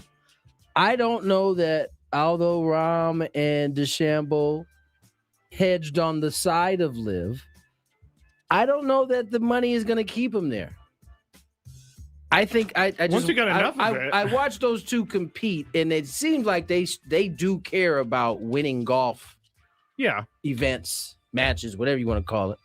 And so I wonder how long they can fulfill whatever it is that draws them to golf, just taking the check every day, because nobody is watching Live Golf.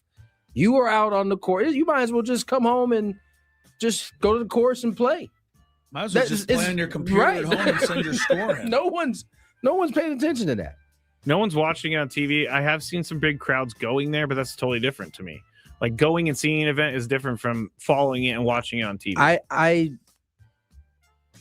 The Brooks Koepka thing and kind of the shift that we've started to see here as of late have started to, I think, erode what the good that Liv could have had going with it. Chris, what do you think? Is there any substance to Rory McIlroy's comments? Not usually. But this time he does have substance. I just, I'm still looking 5 years down the road when we can just get everybody back playing in one tour. Yeah, I agree. But yeah, Liv is just 3 bad letters as far as I'm concerned. Okay. You put them together like that, it's either Liv or it's Super Bowl 40, right? Is that LIV or 40? LIV would be 49. Is L 50? L's 50. V is 44? No, 55. Super Bowl 55. LIV, yeah.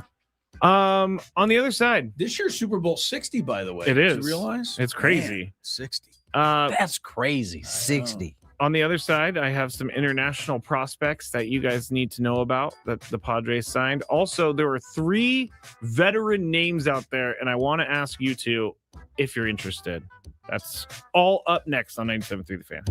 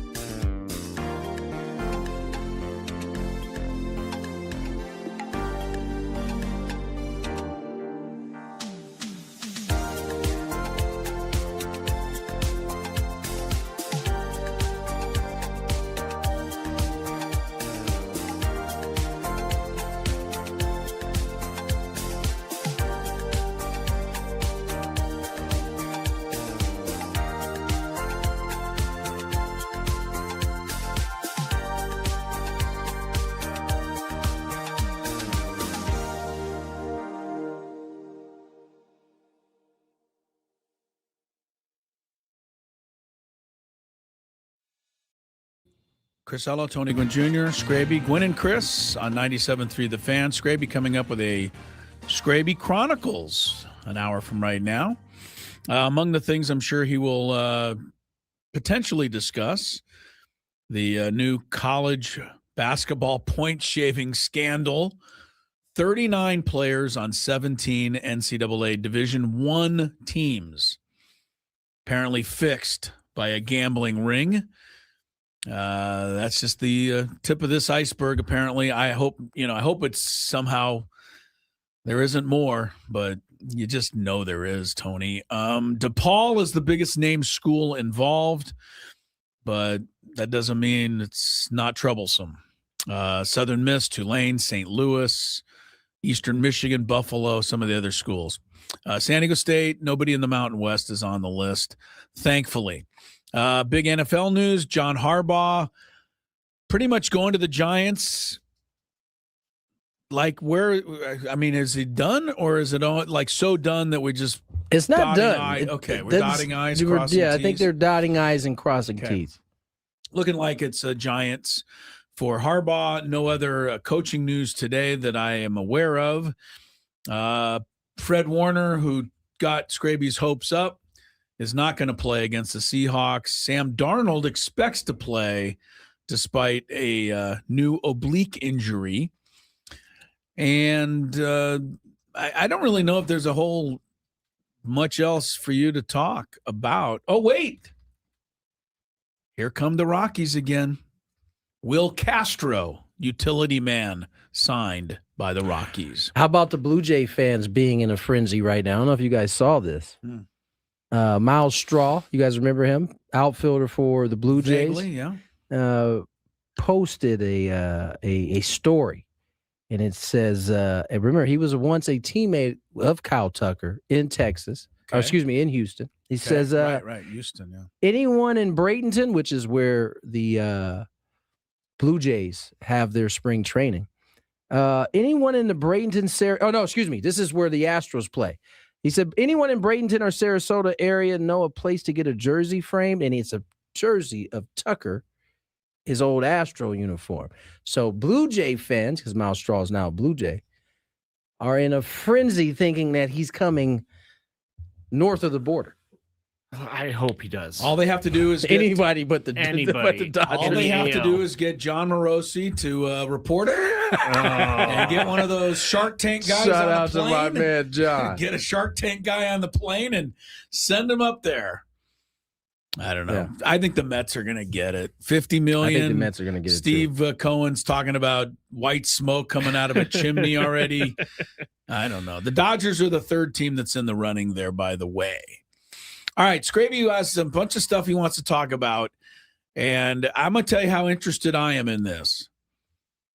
I'm giving it right over to him. That's how interested I am in all this. Not very interested. Not really, but I know a lot of you out there are. There's certain things we all like and don't like. Prospect talk is not my favorite. You should probably not tell people to tune out, though. I'm not. I'm saying they'll like it. I'm just saying I'm prospect talk. I'm not there. This is definitely not my thing. Oh my gosh, our boss is crawling out of his. No, he's not. If you're a Padre crazy fan who needs to know every prospect, then this is for you. This is news that we need. Apparently, yes. News that we need. He says. The 2026 international signing period is open, and they signed a few players. They have signed Joniel Hernandez, Diego Serna, Timothy Mogan, and these guys are supposed to be pretty good. I imagine so. If they wouldn't have signed them, that's all you got. No, they didn't land the actual number one overall international player, but they did pick up a. Where'd left-hander. That guy go to? Does it say? It does not say. Okay. I did not. I just talked about Diego Serna. He's considered by evaluators to be one of the top pitchers in the class, and he is from Mexico, so that would be a good little connection here in San Diego. But basically, this article is talking about how the Padres kill it in the international signings all the time. Leo DeVries was the number one prospect in the international signing, and it turned into a Mason Miller. So this is why this is important. It's not important, though, because every name you just said less than a minute ago, I've already forgotten. And so has everybody else. we know that they sign people in the international pool, and when those guys become as good as Leo Dallas DeVries, then we pay attention to it. Yeah. I mean, isn't that fair to say? I think that's fair. ESPN every year when they're doing the draft and they're promoting the NFL draft. Right. What do? They show a shot of 19-year-old Aaron Rodgers sitting there getting his name called, and they go, "You need to be watching so you can see the moment this guy's career." Except for the fact of the 40 names that are called, we don't know which ones are going to be something. And then the difference in that case is that we all get a chance to watch those guys, most of those guys develop, and we got kind of a picture in our head, a little bit of an idea of what it looked like. With baseball, unless you get a guy on the College World Series that you get a chance to watch a couple of games, you have no clue. I tell you one thing. I don't have a prize to give away, but if anybody calls in right now and can name any of the three players you named. They will. They've been asking for us to talk about this on the chat. Yeah. They also signed, I did mention Joniel Hernandez. I'm probably saying that name wrong. He's the number 13 on MLB Pipeline's top 50 prospects, a potential 5-tool standout. They all are. Is this the Cuban? Correct. Cuban guy? Yes. I don't mean to criticize Joniel Hernandez. He might be what they say, but very few guys are 5-tool standouts. You are a very difficult human being. I'm trying to be legit, straight up on this. He is being fair. I think it is fair. I would love to see that happens. What we 100%, no, I shouldn't say 100%. What we 95% know is that Mr. Hernandez will not be that guy in 2026. Let me ask you one question a little bit related to this. The day before the Padres sent James Shields to the White Sox, did anyone know who Fernando Tatis Jr. was? Industry folks did. Okay. But did anyone around here I was a drunk, know who so I don't that remember. was? You were I was a drunk, so I don't remember. I was a drunk. All I remember about that, though, was that people were very excited. Sure, because they were told to be excited. We were told to be excited. He's great, but nobody knew who he was. Nobody was sitting here going, God, if AJ could only get this kid from the White Sox, we'd be on our way. It's so funny. We were watching that Yankees-Mariners game that was the from the postseason playoffs from 95. Right. And you're watching these guys playing on the bench. I mean, looking like he is just there to look like he was popcorn. a bad boy. Right. Yeah. Was Derek Jeter. Sitting there watching the game because his career didn't start till the next year. He wasn't playing yet. But he was in uniform. And at least at that point, he had gone through the minor leagues and had done some things. And so I'm pretty sure on that telecast, they didn't stop the game and go, look at this kid on the bench. He's going to the Hall of Fame. He's going to be somebody. It's not, I get that people want to follow this. I understand it. You care about the future, but it's so almost impossible to predict, especially in baseball. And as Tony says, we don't even get to really follow these guys. No. They all kind of disappear for 6 or 7 years. And that's the hope, is that they disappear. And then like in year 3, you're like, yeah. Oh, yeah, that was the guy that Scraby talked about on the show. Brought up on the show. I wrote it down. Thank you.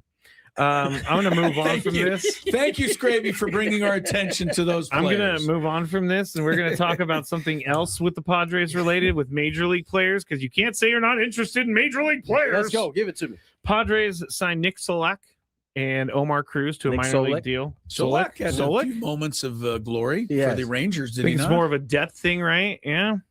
Typically. Omar Cruz. We had Omar before. Yeah. So he's back on a minor league deal. Left-hander. Sounds like he's a pitcher for sure. Yes. I'm very pretty sure he's left-handed. And I can't say things because I'm afraid I'm going to be wrong. That's good. You got a little governor on you. Took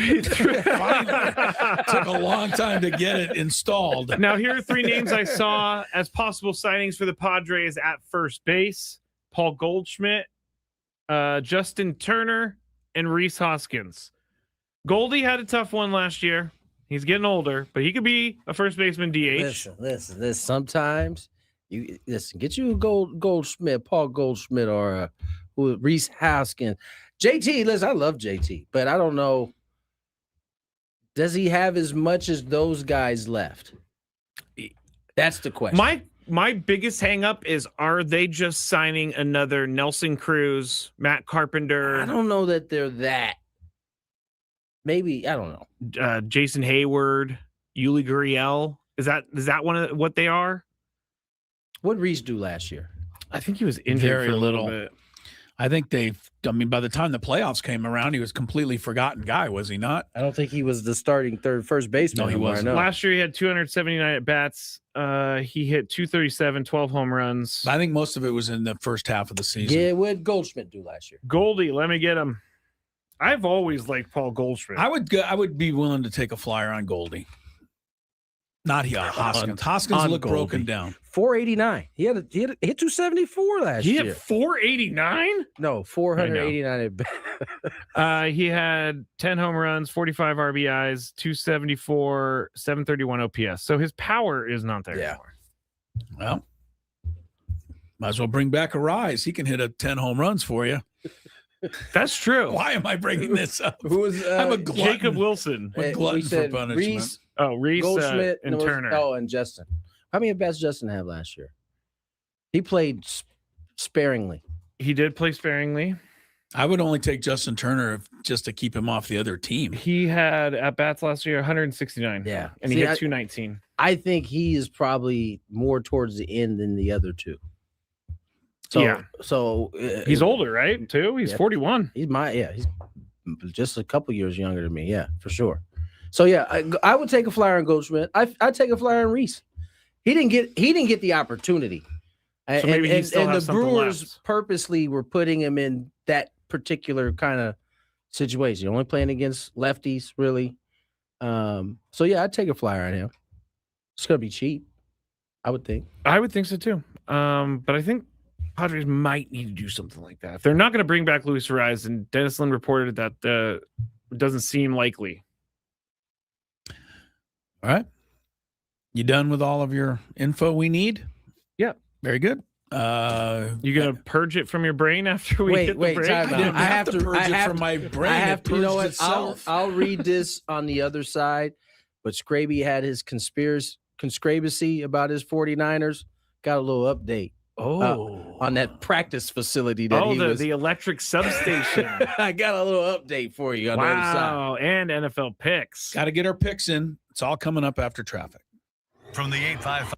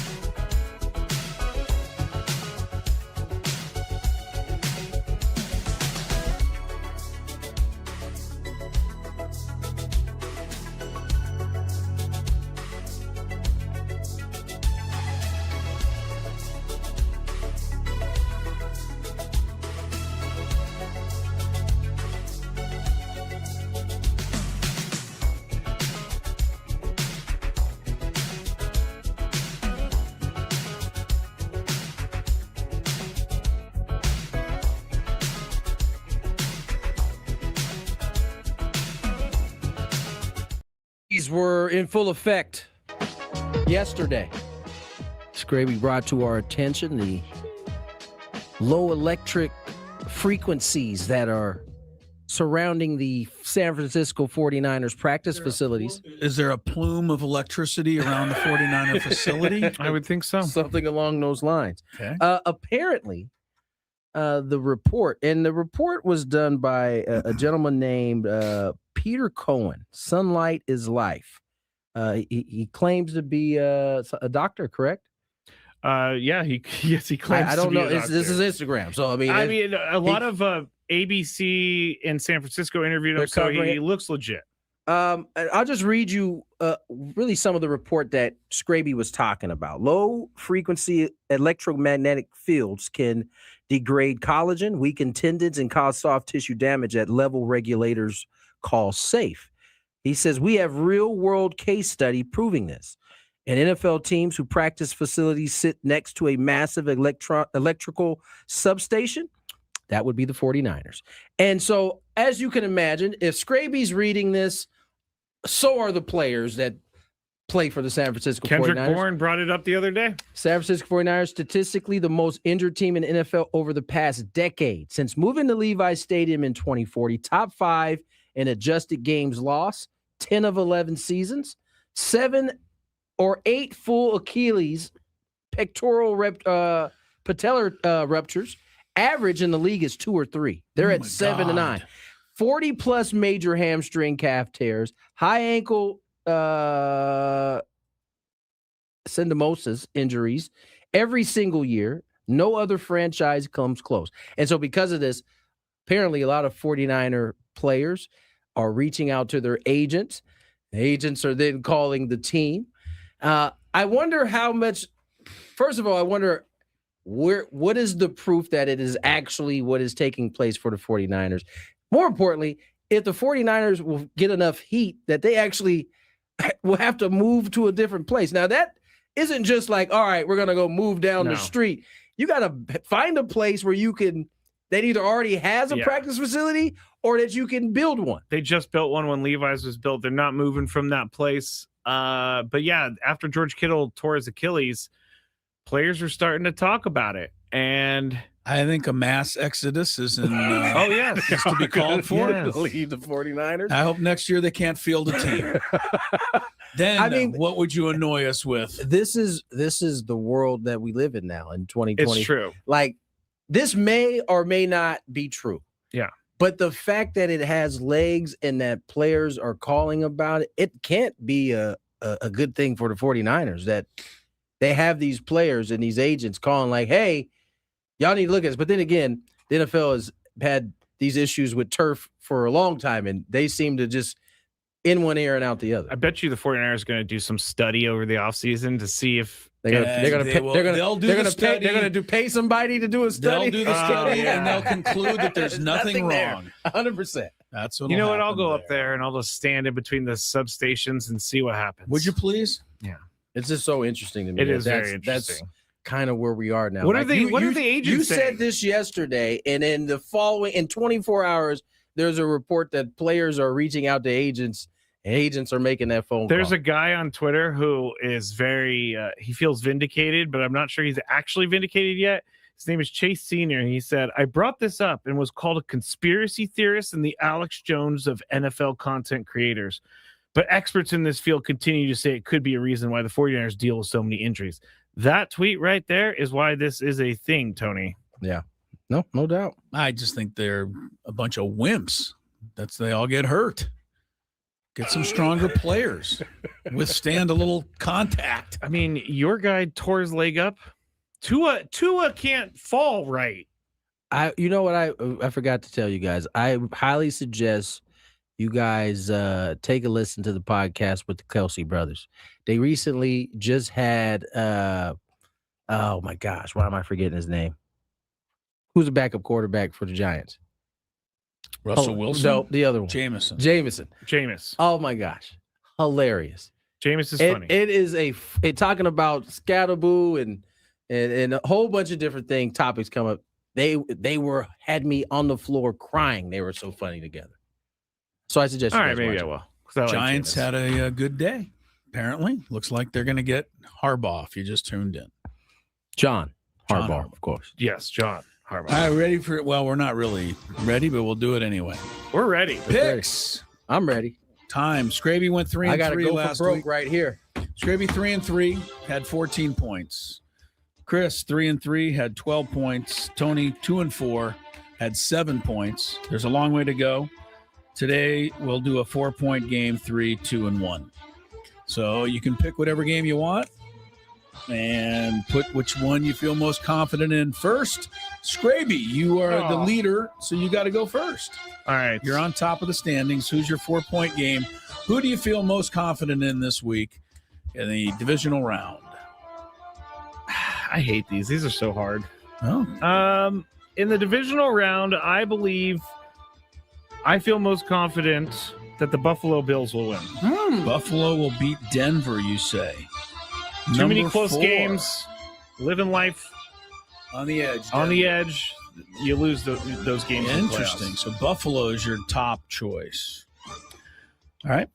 I'll go second because I'm in second place. I have bought hook, line, and sinker into the defense of the Texans. So I'm going to take Houston at New England. I don't see the Pats doing a whole lot. I am buying a little into Scraby's theory that the Patriots have played no one all year, but they are playing someone this Sunday. Houston, even though they lost some games early in the year, if you look at the results, every game they gave up 14, 17 points. They just don't give up anything. So I think they'll find a way in a tight game. Houston, 4. Tony, wide open for you. Seattle. He comes right at you, Scrabe. I knew it. Seattle over the Niners. Feeling best about that one. But It's the biggest spread. It is. So it's not totally unfair to do it. I'm relying on the old bookmakers there. They do a good job. 7 points. You figure that's good. They know what they're talking about. You're worried about one thing and one thing only, and that's that Darnold's going to lose the game. That's exactly what I'm worried about. Because, there's Seattle fans out there that are not sleeping this week because of Sam Darnold. Yeah. But every other place, Seattle looks pretty solid. All right, Scraby, what's your 3-point game? You got Buffalo on top. Who's next? Texans. Really? You're agreeing with me there.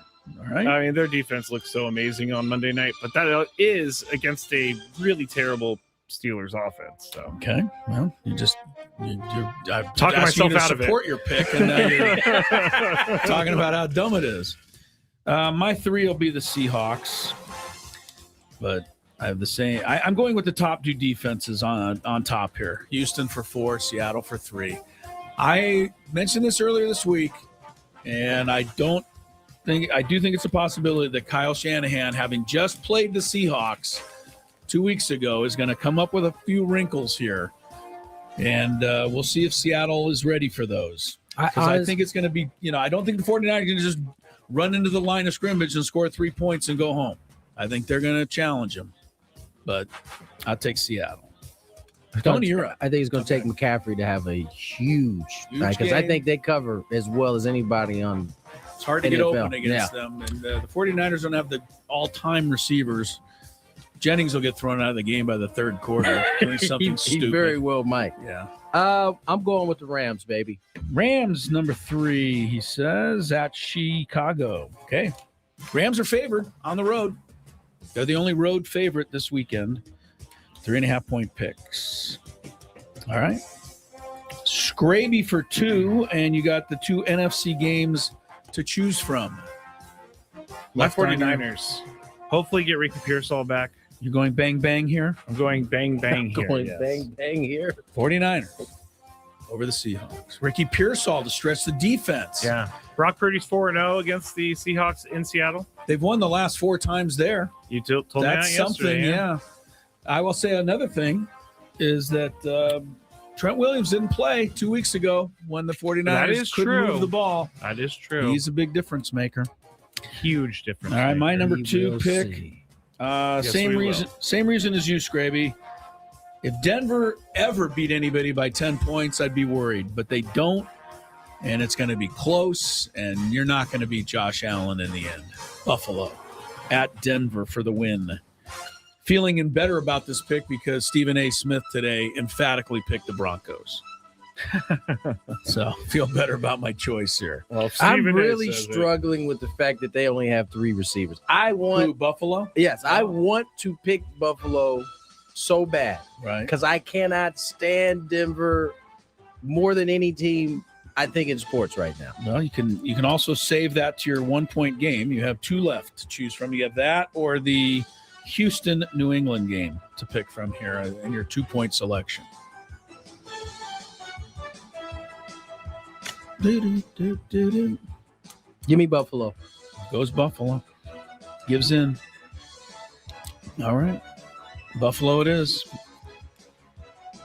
Down to the 1-point game. Scraby, your pick is between the Rams and the Bears.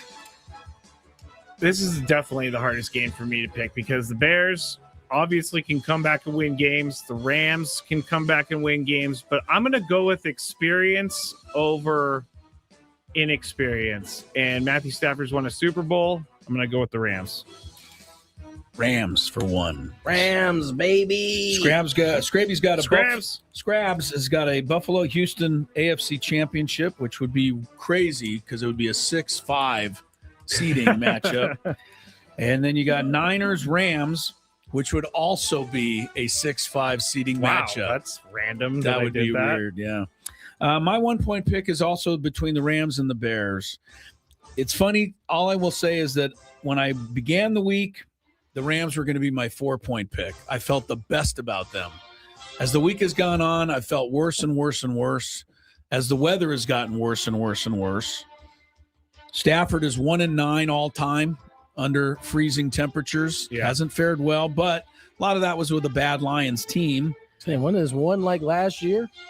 Maybe last year, yeah. And the Bears have won 7 games when trailing with 2 minutes to go. That's incredible. But I got to go with the Rams just to sneak it through. So they're my 1-point pick. Rams, baby. Rams. So all 3 of us are going Rams. All 3 of us are going Buffalo. You got Houston, New England for your 1-point pick, Tony. God, I hate New England. I hate New England. But you like Mike Vrabel. I do. Pin it on him. I do. Take Vrabel.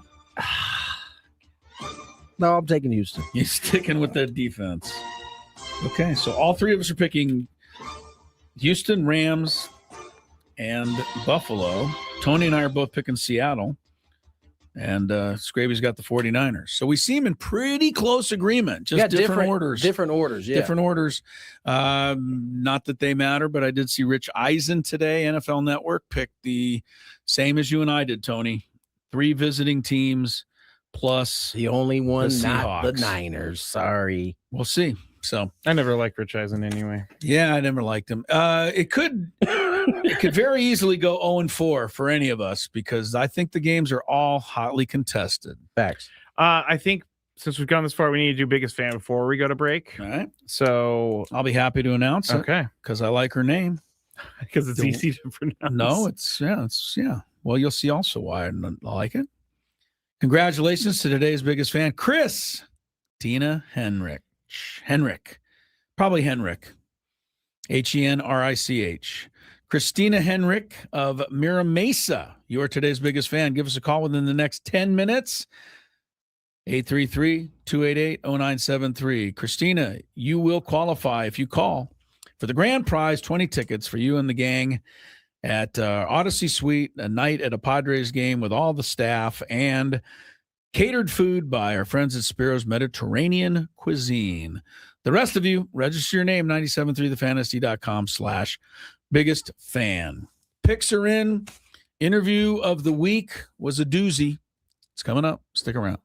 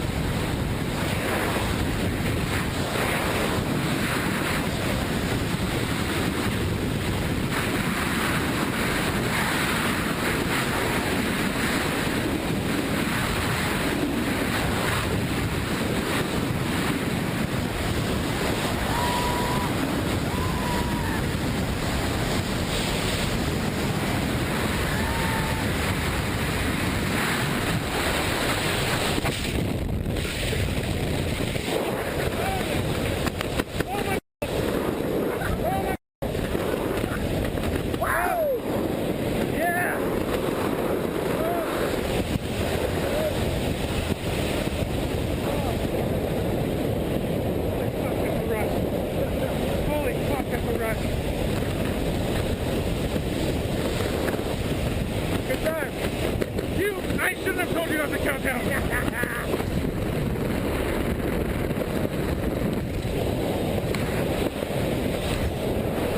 was pretty fucking awesome. Okay, take goggles down to your neck.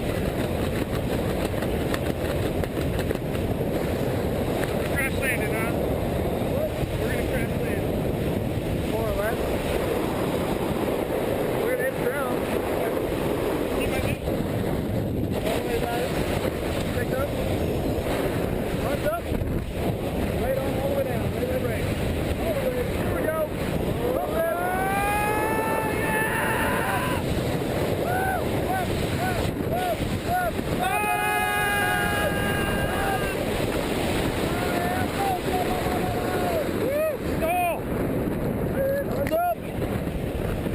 Yeah! My turn! That'll happen. They're really sure. There, go, go.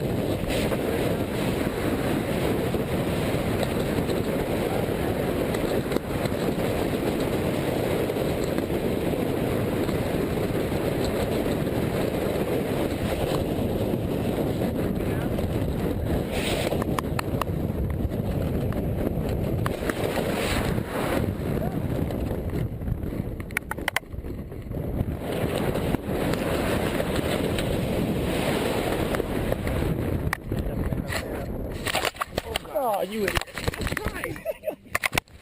Typical tandem student right there. I tried. I wrecked your good job, buddy. Fun, huh? You need help with anything?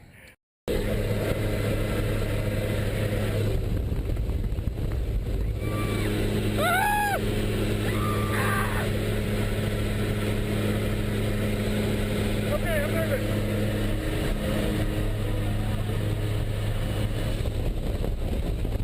Stand up, stay low. Hands on the heart. Stay low.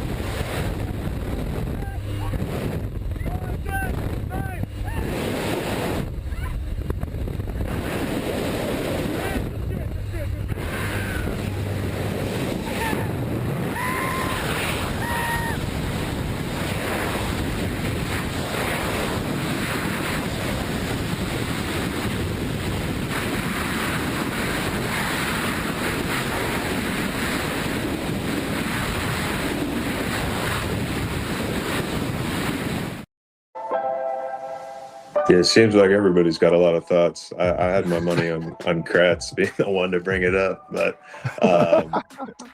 yeah, I don't know. It's an exciting conversation that's been had year in and year out since I did transition to the bullpen, and I've had a lot of success, and right now to go away from that success doesn't make sense for me. In my first year into the ARB system, I'm being comped as a reliever, and a pretty good reliever at that. So. That's good news for anybody that doesn't want Mason Miller to be a starter. Very good news. He's going to stay a reliever. That was on the Foul Territory podcast. Thank goodness for Eric Kratz. We just wouldn't know anything out there if it wasn't for this guy. And They Foul Territory people. They have several guys that are former players, but that actually wasn't an Eric Kratz question. He was banking that it would be Kratz that would ask the question. No, but Kratz would ask that question. He's very Eric is very straightforward. He's not going to beat around the bush too much. Well, Mason Miller going to be closing. Does he have a song for the 8th inning? Tony, do you remember? They did something for him. He does have a song. So they can transition that to a big light show, hopefully in the 9th. I mean, I got to tell you, Trevor Hoffman thing, followed now by the Robert Suarez, are highlights at Padre games. I think one of the reasons they're also highlights because it usually means we're about to win. True. But I think a lot of people stay in their seats just to see Suarez come out. And hopefully it'll be the same for Mason Miller. All right, Gwynn and Chris, 542. Scraby takes over at 6 with the Chronicles. And we got our interview of the week. We're doing it today because tomorrow we're off. Scraby doesn't want us to tell you that. I don't know why you don't want us to tell people that. Better that they know rather than tune in and we're not here. Just go to the interview. See, he's all Please, it's 12 minutes long. Now we're just running up on the show end. Here we go. From the 855. Thank you for listening to 97.3 The Fan. Be back shortly. I would be back shortly if the thing will click. See, I'm clicking. I have no idea what's happening. It's not playing any commercials right now. Well, this is just great, everybody. Let me see if I could try to start another one. All right. Well, this is awesome. On the air right now with no help.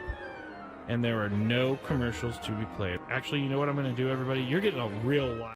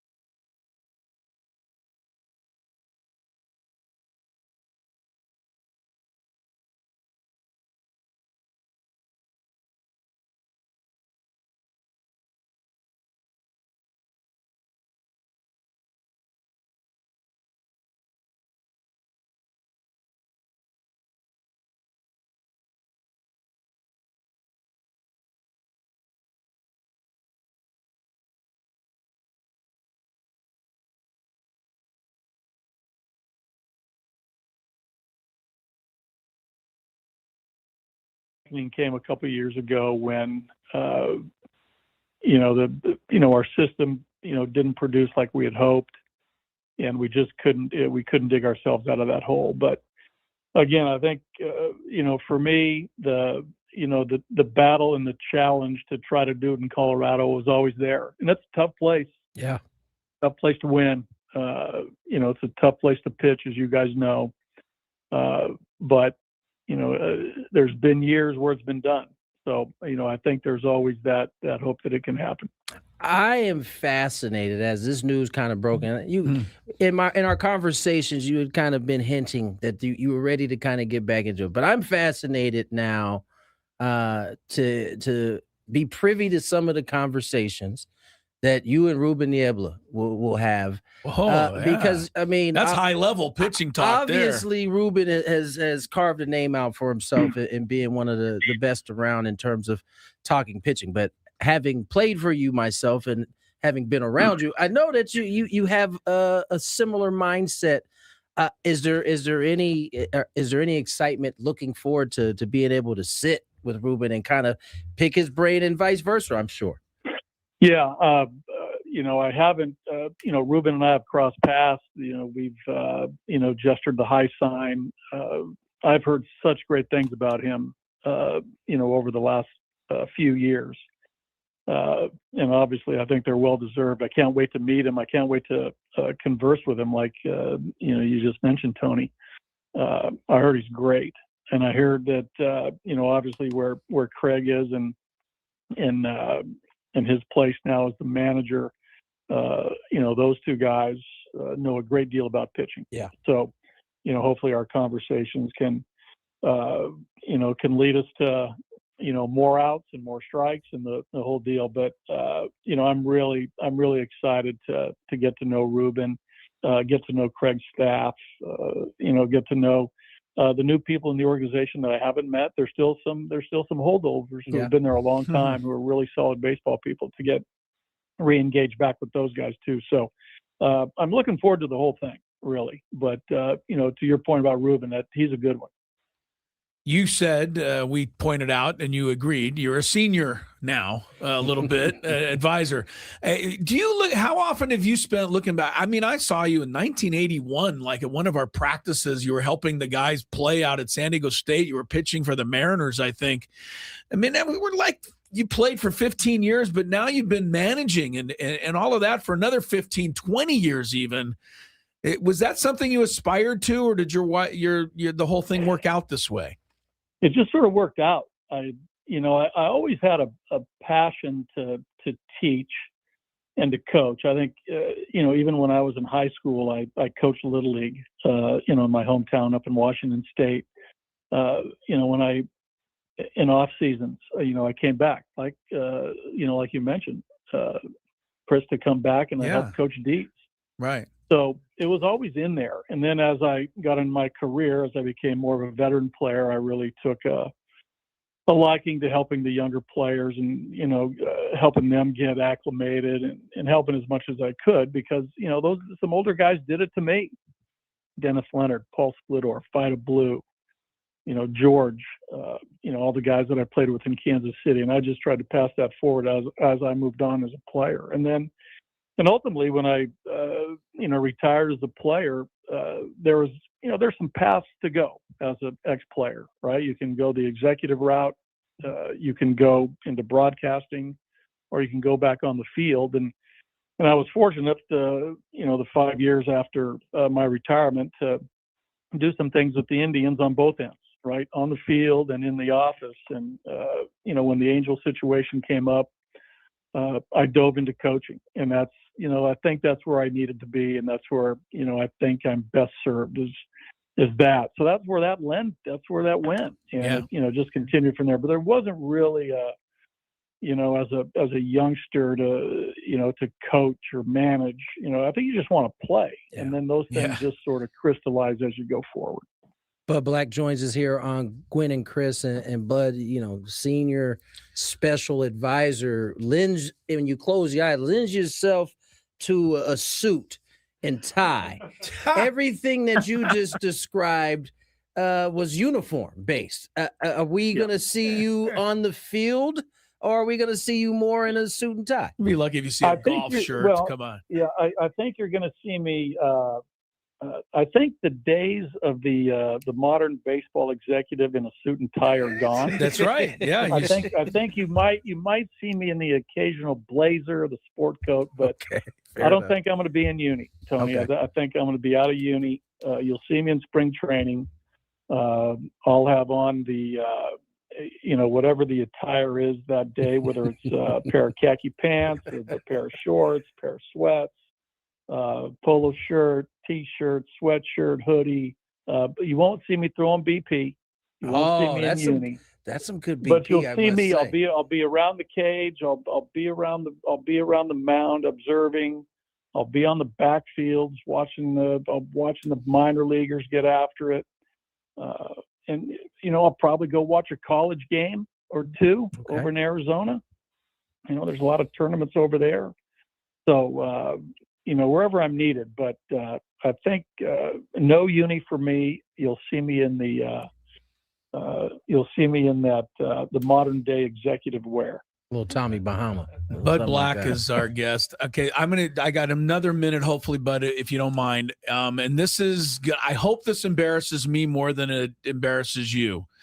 But when you were with the Padres managing, I read a book a while ago, many years. Phil Jackson wrote it. It's called Sacred Hoops. We've talked about it, I think, on the show a few times. Great book and dealing with people and managing. For some reason, I thought, for whatever reason, I would share this knowledge with Bud Black. I don't even know if you remember this. I brought the book to the locker room one day before a game and gave you a copy. And I didn't know how to do this, but I'm like, I think you could read this book and, pick some things from this. How stupid was that? Do you remember that?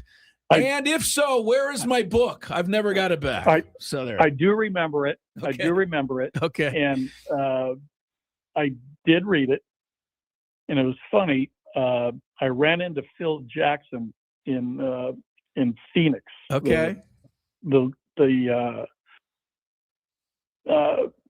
He might have been. I think he was coaching the Lakers, maybe the Knicks. I can't remember what year it was, but we were at the same hotel in Phoenix. It was, it was April or May, and both clubs were staying there. And I ran into Phil at a concierge level situation in the morning over coffee, and I went up and introduced myself, and he knew who I was. I mean, everybody, I knew. We watched Phil play when he was with the Knicks, with Bill Bradley and Jerry Lucas and Willis Reed.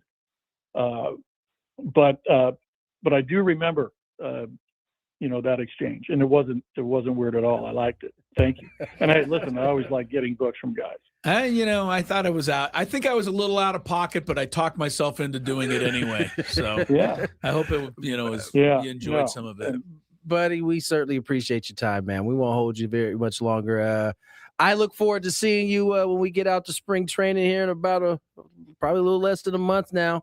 Happy to have you back, man. Yeah, this is awesome. Thanks, guys. Good to see you. And you guys will be out there for a little bit of time, a lot of time. Tony will be I'll be out there the whole So, time. They come out for like a week, though. We'll come down. We'll say great. hello. So.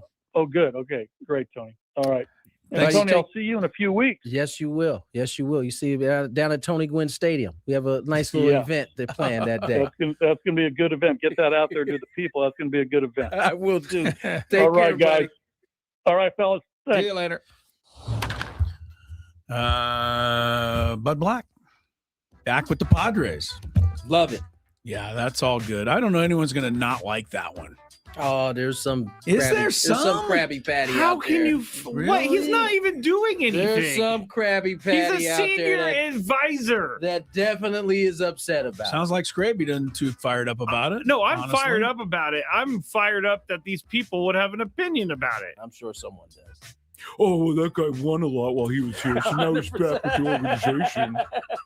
100%. Scraby will have more on this and other items with the Chronicles returning. Sorry we're not in tomorrow or Monday, but we'll have a lot to recap Tuesday. We'll see you then. Adios.